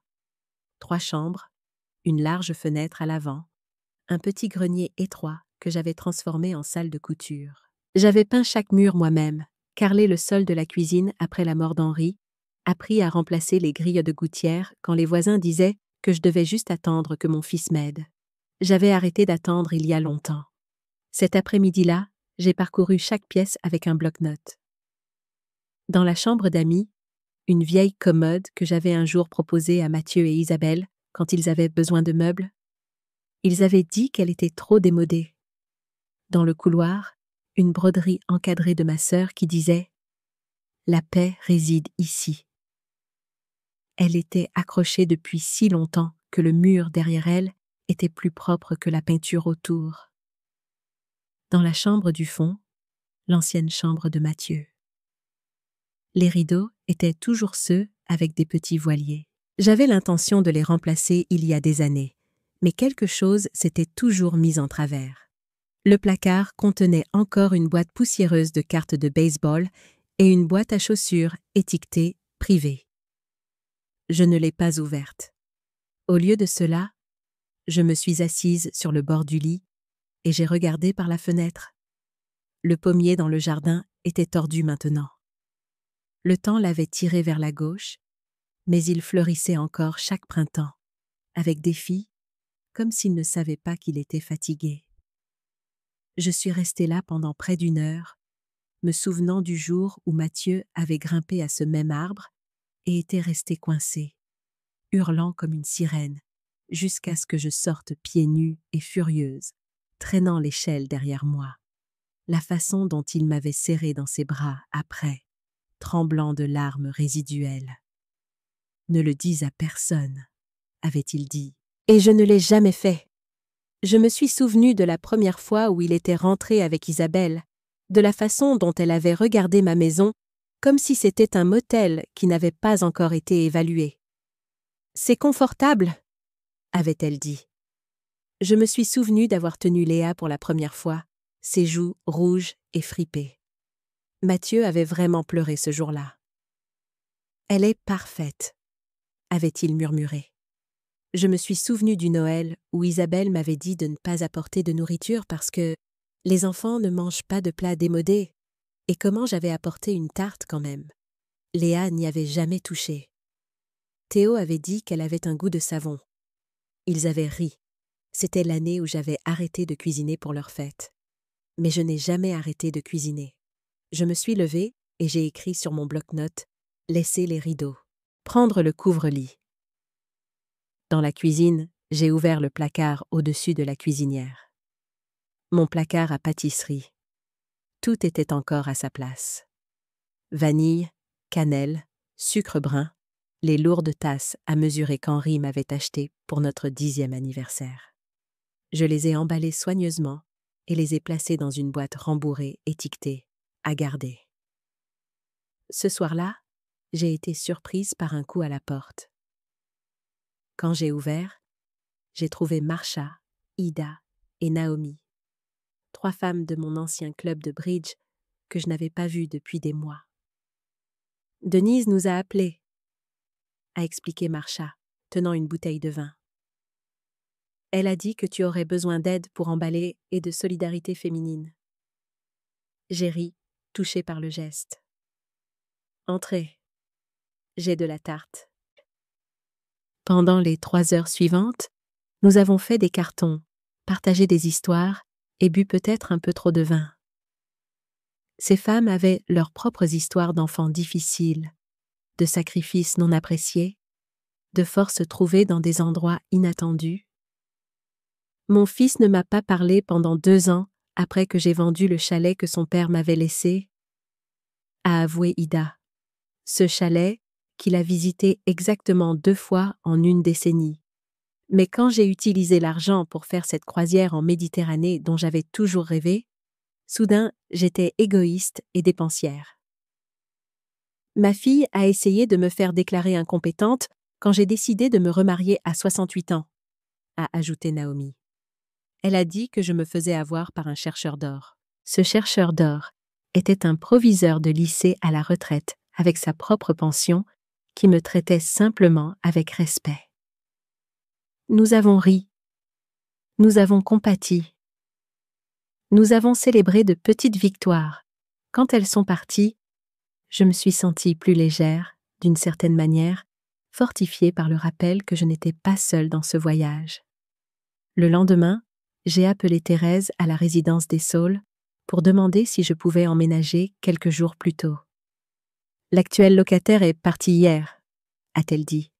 « Si cela ne vous dérange pas que l'équipe de nettoyage travaille autour de vous, vous pouvez commencer à apporter des choses demain. »« Ça me va, » ai-je dit, le soulagement m'envahissant. Le plus tôt je serais établie dans mon nouvel endroit, le mieux ce serait. Ce soir-là, mon téléphone a sonné avec un numéro inconnu. J'ai failli ne pas répondre, méfiante d'une nouvelle confrontation, mais quelque chose m'a dit de décrocher. « Mamie ?» C'était la voix de Théo, petite et incertaine. « Théo, mon chéri, tu utilises le téléphone de qui ?»« Celui de mon ami Jules. Maman m'a pris le mien après, tu sais, mais je voulais te dire quelque chose d'important. » Mon cœur s'est serré. « Qu'est-ce que c'est, mon chéri ?» Papa a été vraiment triste. Genre, je l'ai entendu pleurer dans son bureau hier, et il regardait de vieilles photos de toi, de lui et de papy. J'ai fermé les yeux, absorbant l'impact de ses mots. « Je pense qu'il te manque », a poursuivi Théo. Même s'il est stupide dans sa façon de le montrer. La vérité sort de la bouche des enfants. « Merci de me le dire », ai-je dit doucement. « Tu déménages vraiment ?» a-t-il demandé, sa voix s'étranglant. « Juste dans un appartement de l'autre côté de la ville. Pas loin du tout. Tu auras des biscuits là-bas ? Et je pourrai toujours venir ? » « Toujours des biscuits, » ai-je promis. « Et oui, tu peux venir quand tes parents le permettent. »« Même s'ils ne le permettent pas, je trouverai un moyen, » a-t-il dit avec la logique déterminée d'un enfant de 10 ans. « Je sais prendre le bus maintenant. » J'ai souri malgré moi. « Essayons de rester dans les règles, d'accord ? Moins de cachotterie, plus de conversations honnêtes. »« D'accord, » a-t-il accepté à contre-cœur. « Je dois y aller. Jules a besoin de son téléphone. »« Théo !» ai-je dit rapidement avant qu'il ne puisse raccrocher. « Je t'aime ? N'en doute jamais. Je t'aime aussi, mamie. À bientôt. » Après avoir raccroché, je suis restée assise longtemps, pensant à Mathieu pleurant dans son bureau, regardant de vieilles photos. Le garçon que j'avais élevé était toujours là quelque part, sous des couches de complications d'adultes et de priorités mal placées. Je n'étais pas prête à me réconcilier. Pas encore. Mais peut-être qu'une porte que je pensais fermée en permanence était simplement entr'ouverte. Le lendemain matin, de bonne heure, j'ai commencé à déplacer le premier chargement de carton vers mon nouvel appartement. Denise avait arrangé que son fils aide avec sa camionnette et nous avons fait 3 voyages avant midi. L'appartement semblait différent avec mes affaires dedans, plus petit à certains égards, mais déjà plus comme chez moi. J'ai placé mon fauteuil de lecture près de la grande fenêtre, accroché mon tableau préféré, une aquarelle qu'Henri m'avait achetée pour notre 20e anniversaire, sur le mur du salon, et fait le lit avec des draps frais. En milieu d'après-midi, j'arrangeais des livres sur les étagères intégrées quand Thérèse a frappé à ma porte ouverte. « Vous vous installez bien ?» a-t-elle demandé, regardant autour d'elle avec approbation. « J'y arrive », ai-je répondu. « Tout le monde a été si serviable. » « Eh bien, c'est à ça que sert la communauté. » Elle m'a tendu une petite enveloppe. « Ceci est arrivé pour vous au bureau. Quelqu'un devait savoir que vous emménagiez plus tôt. » Je l'ai remerciée et j'ai ouvert l'enveloppe après son départ. À l'intérieur se trouvait une carte avec une simple aquarelle de Soucy sur le devant. J'ai immédiatement reconnu le style artistique de Léa. À l'intérieur, elle avait écrit « Pour de nouveaux départs. Je suis fière de toi, mamie. Bisous, Léa. » Nichée dans la carte se trouvait une petite clé en laiton. Aucune explication, juste la clé. Je l'ai retournée dans ma paume, me demandant ce qu'elle pouvait bien ouvrir, où elle pouvait bien mener. Je l'ai posée sur ma table de chevet, un mystère à résoudre un autre jour. Ce soir-là, épuisée mais satisfaite, je me suis assise sur mon petit balcon avec une tasse de thé, regardant le coucher de soleil sur les saules de la cour. Pour la première fois depuis des mois, peut-être des années, je me sentais complètement en paix. Mon téléphone a vibré avec un texto de Mathieu. La maison semble vide sans tes affaires. Tu es en sécurité? Tu as besoin de quelque chose? Un progrès, en quelque sorte. De l'inquiétude sans exigence. J'ai répondu par texto. Je vais bien. Je m'installe. Merci de demander. Simple, honnête. Un petit pont sur un large fossé. Le jour où j'ai officiellement quitté ma maison, mon foyer de 4 décennies s'est levé clair et doux. Un temps parfait pour déménager, comme l'aurait dit Henri. Les déménageurs sont arrivés à 9 heures précises. 2 jeunes hommes, polis et efficaces, un peu surpris par le peu de carton que j'avais. J'avais tout étiqueté clairement. Cuisine, chambre, livres, souvenirs et un carton marqué « Ne pas ouvrir tout de suite ». Celui-ci contenait des choses que je n'étais pas prête à affronter.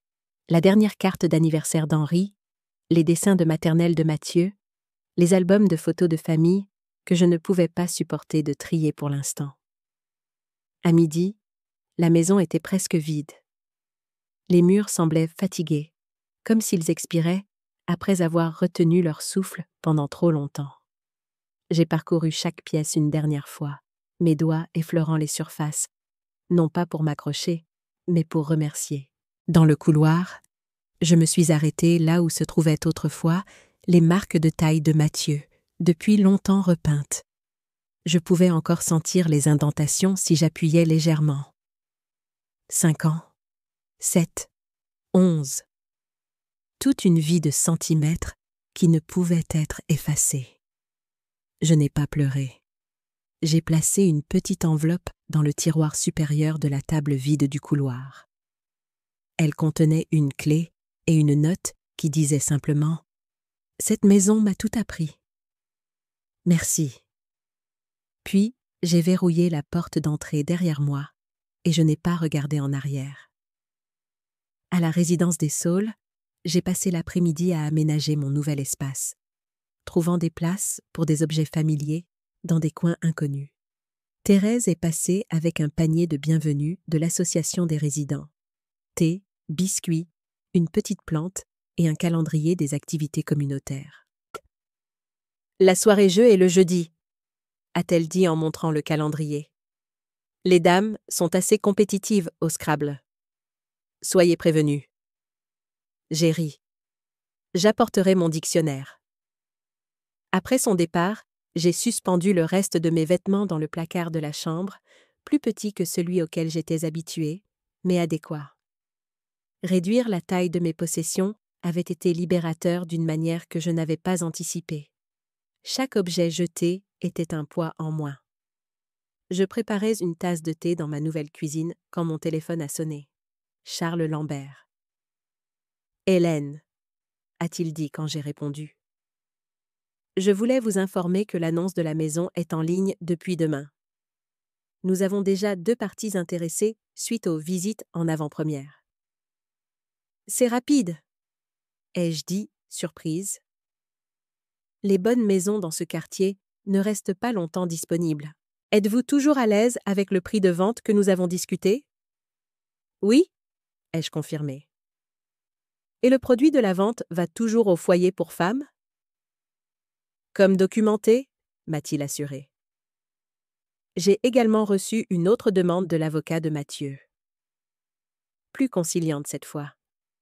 Il demande si vous envisageriez un arrangement de fiducie familiale au lieu de le retirer complètement de votre testament. J'ai soupiré, toujours focalisé sur l'argent. Pour être juste, a dit doucement Charles, il pense peut-être aussi à ses enfants, s'assurant qu'ils aient quelque chose de leur grand-mère. Je n'avais pas considéré cet angle. J'y réfléchirai, ai-je promis. Mais pas aujourd'hui. Pas de précipitation, a-t-il convenu. Ces décisions ne doivent pas être prises à la hâte. Après avoir raccroché, je me suis promenée sur mon petit balcon, une tasse de thé à la main. La cour en bas était calme, juste quelques résidents se promenant le long des sentiers en pierre, ou assis sur des bancs sous les saules. J'ai pensé aux enfants de Matthieu, mes petits-enfants. Étais-je en train de les punir pour le comportement de leurs parents en supprimant leur héritage? Cela n'avait jamais été mon intention. Peut-être y avait-il une voie intermédiaire, une fiducie pour Léa et Théo qui s'activerait quand ils seraient plus âgés, contournant le contrôle de leurs parents. Quelque chose à considérer. Un coup à ma porte a interrompu mes pensées. Quand j'ai ouvert, j'ai été choquée de trouver Isabelle là. Elle avait l'air différente, moins apprêtée, plus humaine. Son maquillage, habituellement parfait, était minimal. Ses vêtements de marque remplacés par un simple jean et un pull. Elle tenait un petit sac cadeau dans ses mains. « Puis-je entrer » a-t-elle demandé, sa voix dépourvue de son tranchant habituel. Méfiante, mais curieuse, je me suis écartée pour la laisser entrer. Elle a regardé mon nouvel appartement avec un intérêt sincère, pas le jugement à peine voilé auquel j'étais habituée. « C'est charmant » a-t-elle dit. « Très vous. »« Merci » ai-je répondu, encore incertaine de son but. « Voudrais-tu un thé » Elle a hoché la tête et je me suis affairée dans la cuisine, nous donnant à toutes les deux un moment pour rassembler nos pensées. Quand je suis revenue avec 2 tasses, elle se tenait près de ma bibliothèque, examinant une photo d'Henri et moi pour notre 30e anniversaire. « Vous avez l'air si heureux, là » a-t-elle observé. « Nous l'étions » ai-je simplement dit, en lui tendant une tasse. Nous nous sommes assises à ma petite table à manger, un silence gênant s'étirant entre nous. Finalement, elle a poussé le sac cadeau vers moi. « Je t'ai apporté un cadeau de pendaison de crémaillère ?» Je l'ai ouvert avec précaution pour trouver une belle tasse en céramique, peinte à la main avec des soucis, semblables à ceux de mon ancien jardin. « Léa m'a aidé à la choisir » a dit Isabelle. Elle a dit que c'était tes fleurs préférées. « C'est vrai » ai-je confirmé, touchée malgré moi. « Merci. » Isabelle a pris une profonde inspiration. « Je te dois des excuses, Hélène. Plusieurs, en fait. » J'ai attendu, ne lui facilitant pas la tâche, mais sans non plus ériger de mur. Ce que j'ai dit au barbecue, sur le fait que tu sois encore en vie, c'était cruel et inexcusable. J'étais stressée par le travail, agacée contre Matthieu pour quelque chose de sans rapport, et je m'en suis prise à toi de la pire des manières. Elle a baissé les yeux sur ses mains. Je me suis beaucoup défoulée sur toi au fil des ans. Oui, ai-je convenu. C'est vrai. Elle a grimacé, mais a continué. Quand tu as commencé à faire tous ces changements, les comptes, le testament, le déménagement, j'ai paniqué.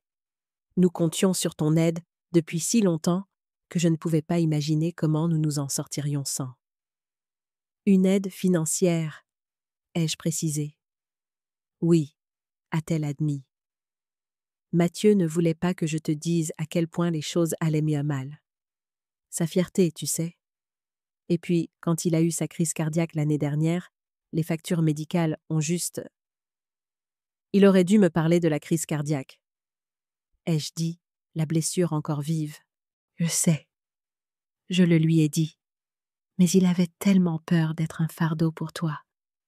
Il a toujours essayé d'être le plus fort, depuis la mort de son père.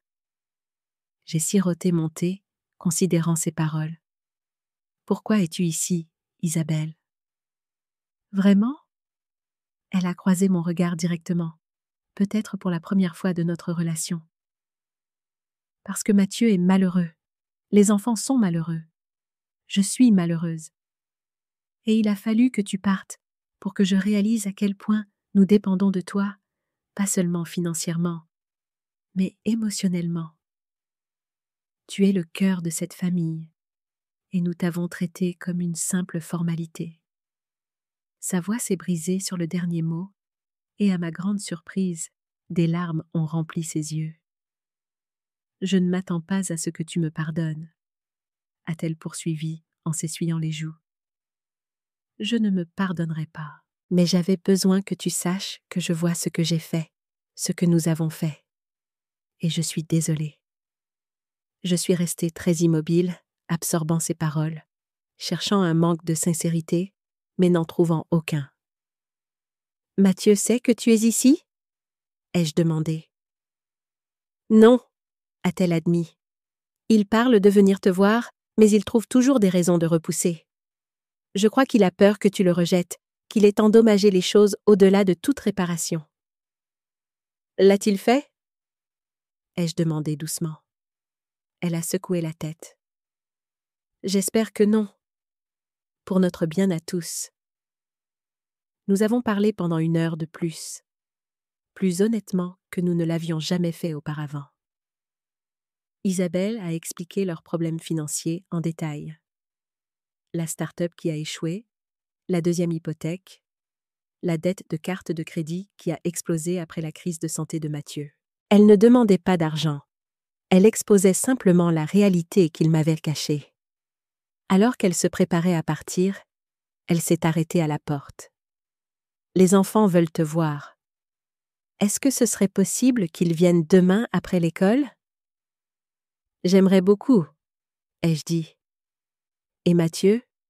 J'ai pris une profonde inspiration. Dis-lui que je suis prête à parler quand il le sera. Vraiment parler, pas juste faire semblant. Elle a hoché la tête. Je le ferai. Après son départ, je me suis de nouveau assise sur mon balcon, regardant le ciel s'assombrir. La visite d'Isabelle m'avait surprise d'une manière que je n'aurais pas pu prévoir. Les excuses, la vulnérabilité, l'absence de manipulation. Les gens peuvent changer, me suis-je rappelé. Ou du moins, ils peuvent essayer. Le lendemain, fidèle à la parole d'Isabelle, Léa et Théo sont arrivés à ma porte après l'école. Leur sac à dos encore sur le dos, leur visage illuminé d'excitation. « Mamie !» Théo s'est jeté sur moi, me faisant presque tomber avec son étreinte enthousiaste. « Ton nouvel appartement est trop cool. Tu as des voisins? Il y a d'autres enfants ici? Je peux tout voir? » Léa a suivi plus calmement, mais son sourire était tout aussi éclatant. « C'est super, mamie. Très moderne. » Je leur ai fait la grande visite, qui a duré à peine 5 minutes étant donné la taille de l'appartement. Théo était fasciné par les cordons d'urgence dans la salle de bain. « Alors, si tu tombes, l'aide arrive !» Tandis que Léa admirait la vue depuis mon balcon.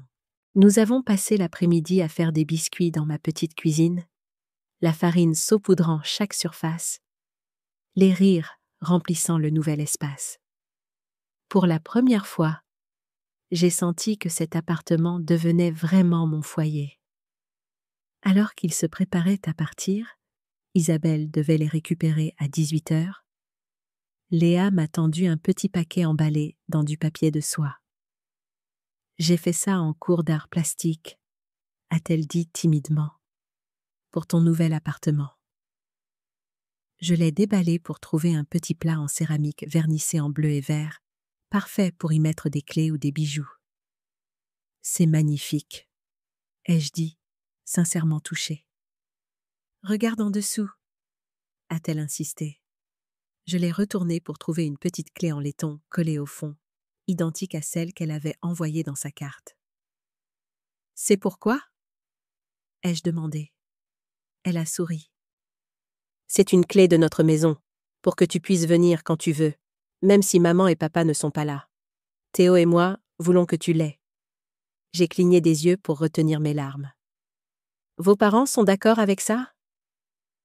En fait, c'était l'idée de papa, a claironné Théo. Il a dit que tu devrais toujours avoir un moyen de nous joindre, quoi qu'il arrive. J'ai serré la clé dans ma paume, cette petite offrande métallique de réconciliation. Après le départ des enfants, je suis restée assise avec mes pensées, tournant et retournant la clé dans ma main. Un moyen de revenir, une invitation permanente, un pont. Cette nuit-là, j'ai dormi profondément et sans rêve, plus en paix que je ne l'avais été depuis des mois. 1 semaine après mon emménagement à la résidence des Saules, la maison a été vendue. L'agent immobilier a appelé pour dire que l'offre était juste au-dessus du prix demandé. Un couple plus âgé, sans enfants, cherchant le calme et l'histoire, a-t-elle dit. J'ai failli rire. Ils avaient retrouvé les deux. Je ne suis pas retournée pour la visite finale, ni même pour la signature. J'ai donné procuration à Charles pour la vente, j'ai signé ce qui devait être signé, et j'ai laissé faire. Il a appelé quand ce fut terminé. C'est fait, a-t-il dit. Les fonds seront transférés sur le compte du foyer comme convenu. Je l'ai remercié, puis j'ai raccroché, et je suis restée debout au milieu de mon appartement. Il n'était pas grand, mais chaque centimètre carré m'appartenait. J'ai ouvert un nouveau compte bancaire pour le don au foyer. Je ne l'ai pas mis dans mon testament. Je l'ai donné maintenant. J'y suis allée moi-même, j'ai remis le chèque à la directrice et j'ai dit « C'est pour les femmes qui partent sans chaussures ». Elle a regardé le montant et s'est mise à pleurer. Moi, non. J'avais déjà versé mes larmes. Ce n'était pas du chagrin. C'était une intention. Ce soir-là, j'ai fait de la soupe. Pas pour quelqu'un, pas pour une occasion. Juste parce que j'aimais la façon dont les poireaux s'attendrissaient dans le beurre. La radio jouait doucement en fond sonore. Une station de jazz sans publicité. Juste des saxophones et des rythmes doux qui ne demandaient pas d'applaudissements. J'ai mangé en robe de chambre, debout près de la cuisinière. Pas de table dressée, pas d'explication, juste une faim comblée. Vers 20h30, mon interphone a sonné. Je n'attendais personne. « Hélène, c'est Mathieu. Je peux monter ?» Mon cœur a raté un battement. J'ai pris une profonde inspiration et j'ai appuyé sur le bouton pour déverrouiller la porte d'entrée de l'immeuble. 5 minutes plus tard, il a frappé. Quand j'ai ouvert la porte, il se tenait là avec une plante en pot dans les mains et de l'incertitude dans les yeux. « Je t'ai apporté un cadeau de pendaison de crémaillère, » a-t-il dit, tendant le pot. « C'est un souci du jardin. » Je l'ai déterré avant que les nouveaux propriétaires n'emménagent. Je l'ai pris, touché par le geste. « Merci. » Entre. Il m'a suivi à l'intérieur, regardant autour de lui avec un intérêt sincère. « C'est sympa, confortable. »« Très toi. » C'est ce qu'Isabelle a dit, ai-je noté, en posant le souci sur le comptoir de la cuisine. « Tu as vu Isabelle ?» Il avait l'air surpris. « Elle est passée hier ?» Elle s'est excusée. Il a haussé les sourcils. Ça a dû être une sacrée conversation. « Ça l'a été, ai-je convenu. Honnête, pour une fois. » Un silence gênant s'est installé. J'ai fait un geste vers le canapé. « Assieds-toi. Veux-tu du thé ou j'ai du vin ?»« Du vin, ce serait bien, » a-t-il admis. Pour se donner du courage, j'ai versé un verre à chacun et je l'ai rejoint sur le canapé, laissant un espace entre nous. Il a pris une longue gorgée avant de parler. Je ne sais pas par où commencer. Le début est généralement un bon point de départ, ai-je suggéré. Il a hoché la tête. Le début ? Il a pris une profonde inspiration. J'ai été un fils terrible. Ce n'était pas ce à quoi je m'attendais, et la franchise de ses propos m'a prise au dépourvu. Pas terrible ? Ai-je corrigé. Absent, dédaigneux, me prenant pour acquise, mais pas terrible. Il a eu un rire creux. C'est une façon gentille de le dire. Il a posé son vin et s'est tourné complètement vers moi. Je suis désolée, maman, pour tout. Pour avoir laissé Isabelle te traiter comme elle l'a fait. Pour t'avoir traité de cette façon moi-même. Pour ne pas t'avoir parlé de ma crise cardiaque. Pour avoir attendu que tu meures commodément pour résoudre nos problèmes financiers. La franchise brute de ses propos flottait dans l'air entre nous. Pourquoi ? Ai-je simplement demandé. Pourquoi en est-on arrivé là ? Il est resté silencieux un moment, réfléchissant. Je pense que, après la mort de papa, j'ai senti que je devais être le plus fort, le pourvoyeur, le protecteur. Je ne pouvais pas te laisser me voir en difficulté ou échouer. Alors, à la place, tu m'as simplement exclu. Oui, a-t-il admis. Et puis, c'est devenu une habitude. Et puis, Isabelle et moi avons commencé à avoir des problèmes, d'argent surtout, mais d'autres choses aussi. Et il était plus facile de te garder à distance que d'admettre à quel point j'échouais dans tout. Tu n'échoues pas, Mathieu, ai-je dit doucement. Tu es juste humain. Un humain qui a laissé sa mère entendre sa femme se demander pourquoi elle était encore en vie, a-t-il dit amèrement. Qui a ri au lieu de te défendre? Oui, ai-je reconnu. C'est arrivé. Je n'ai pas ri parce que j'étais d'accord, a-t-il dit, sa voix se brisant. J'ai ri parce que j'étais mal à l'aise et que je ne savais pas quoi dire. C'était la réponse d'un lâche. Oui, ai-je convenu. C'en était une. Il a grimacé, mais a hoché la tête, acceptant la vérité. Tu me manques, a-t-il simplement dit. Tu manques aux enfants. Tu manques même à Isabelle, bien qu'elle mourrait probablement avant de l'admettre. Tu me manques aussi, ai-je admis. Le toi d'avant, le fils qui me respectait, qui me voyait. Je veux redevenir cette personne, a-t-il dit. Je veux arranger les choses. Je l'ai étudié. Cet homme adulte, qui était encore mon petit garçon à bien des égards.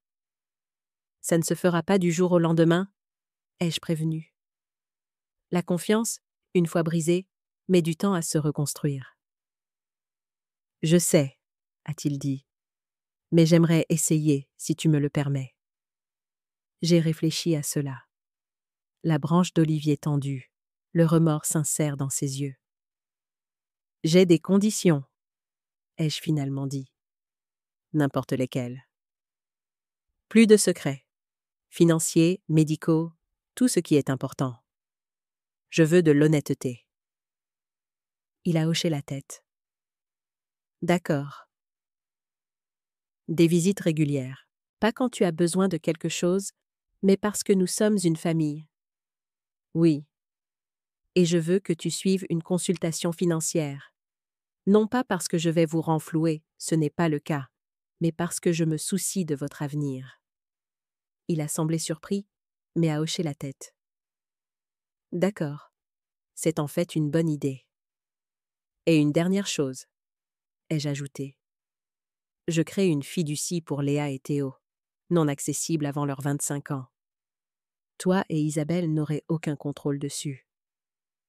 Il est resté silencieux un moment, puis a hoché la tête.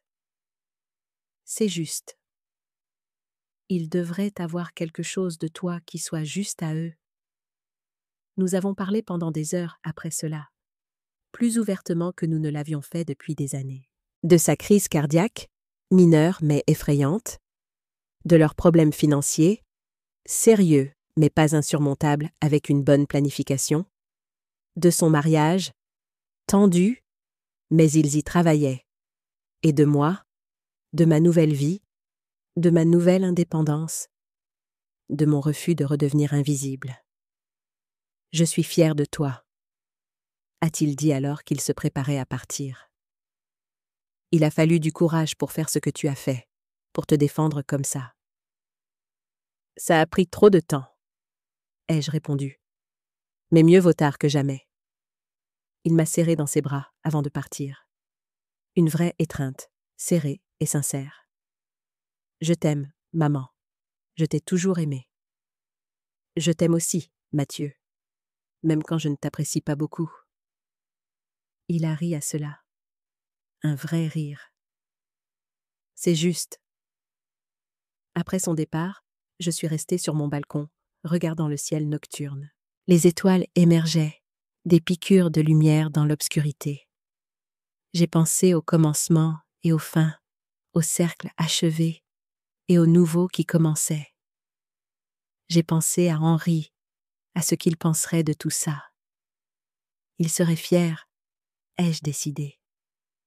Il a toujours dit que j'étais plus forte que je ne le savais. Le jour de mes 73 ans, je me suis réveillée sans réveil. Il n'y avait pas de ballon, pas de texto surprise de parents qui se souvenait de moi une fois par an. Pas de réservation de brunch ou de sac cadeau laissé sur le pas de la porte. Juste la lumière du matin à travers des rideaux propres, le son de la pluie quelque part, au loin, et le souffle doux d'une vie qui n'appartenait plus qu'à moi. J'ai fait des crêpes. 2, je les ai mangées avec du miel et une poire en tranches. Puis je me suis assise au milieu de mon petit appartement, avec la photo d'Henry posée sur une chaise, et j'ai dit « Eh bien, nous y sommes arrivés, n'est-ce pas ?» À midi, la sonnette a retenti. Quand j'ai ouvert, j'ai trouvé Mathieu, Isabelle, Léa et Théo debout là, les bras chargés de cadeaux et de nourriture. « Joyeux anniversaire, maman !» a dit Mathieu en se penchant pour m'embrasser sur la joue. « Nous avons apporté le déjeuner », a ajouté Isabelle, tenant un panier qui sentait le pain frais et quelque chose de savoureux. « Et un gâteau !» a annoncé Théo, équilibrant soigneusement une boîte de ma pâtisserie préférée. « Et ça !» a dit Léa en me tendant une enveloppe. À l'intérieur se trouvait une carte qu'elle avait faite elle-même, peinte, pas dessinée. Sur le devant, une image simple de soucis en pleine floraison, leurs racines visibles sous la terre, fortes et étendues. À l'intérieur, il était écrit « À la femme la plus forte que je connaisse. Merci de m'apprendre ce qu'est la vraie force. Bisous, Léa. » Nous avons mangé à ma petite table, à l'étroit, mais confortablement. La conversation coulait plus facilement qu'elle ne l'avait fait depuis des années, avec de vrais rires et des histoires partagées. Après le déjeuner, Mathieu m'a prise à part. « Je vois un thérapeute », a-t-il dit doucement. « Je travaille sur certaines choses, y compris la façon dont je t'ai traité. »« C'est bien », ai-je dit, sincèrement heureuse. Ça aide d'avoir quelqu'un à qui parler. Je voulais aussi que tu saches qu'Isabelle et moi suivons une thérapie de couple pour essayer de réparer ce qui est cassé. Je suis contente, ai-je dit, et je le pensais. Et une dernière chose, a-t-il ajouté, sortant une enveloppe de sa poche. Je veux que tu aies ça. À l'intérieur se trouvait un chèque, pas énorme, mais pas insignifiant non plus. Qu'est-ce que c'est ? Ai-je demandé. Le premier versement, a-t-il dit, pour rembourser la compte que tu nous as donnée pour la maison. Avec les intérêts ? J'ai commencé à protester, mais il a levé la main. Ça ne vient pas de nos économies. Nous n'en avons pas. J'ai pris du travail de consultant supplémentaire. C'est important pour moi, maman. Laisse-moi faire ça. J'ai hoché la tête, trop émue pour parler. Plus tard, après leur départ, je me suis assise sur mon balcon avec une tasse de thé, regardant le coucher du soleil. Mon téléphone a vibré avec un texto de Léa. « C'était sympa aujourd'hui. On devrait faire ça plus souvent. Je t'aime, mamie. » J'ai souri et répondu par texto. « N'importe quand. Ma porte est toujours ouverte. Je t'aime aussi. » Et c'était vrai. Ma porte était ouverte maintenant, mais à mes conditions. Avec des limites, du respect et la connaissance que j'étais appréciée pour qui j'étais, pas pour ce que je pouvais fournir. J'avais repris ma vie, ma voix, mon pouvoir, non pas par la colère ou la vengeance, mais par l'acte simple et révolutionnaire de m'estimer assez pour exiger mieux. Alors que la lumière s'estompait dans le ciel, j'ai pensé à la femme que j'avais été quelques mois plus tôt, silencieuse, docile, invisiblement blessée par 1000 petits dédains. Et j'ai pensé à la femme que j'étais maintenant, forte, lucide, refusant de me contenter de moins que ce que je méritais. « Pourquoi est-elle encore en vie ?» avait demandé Isabelle ce jour-là dans le jardin. Maintenant, j'avais ma réponse.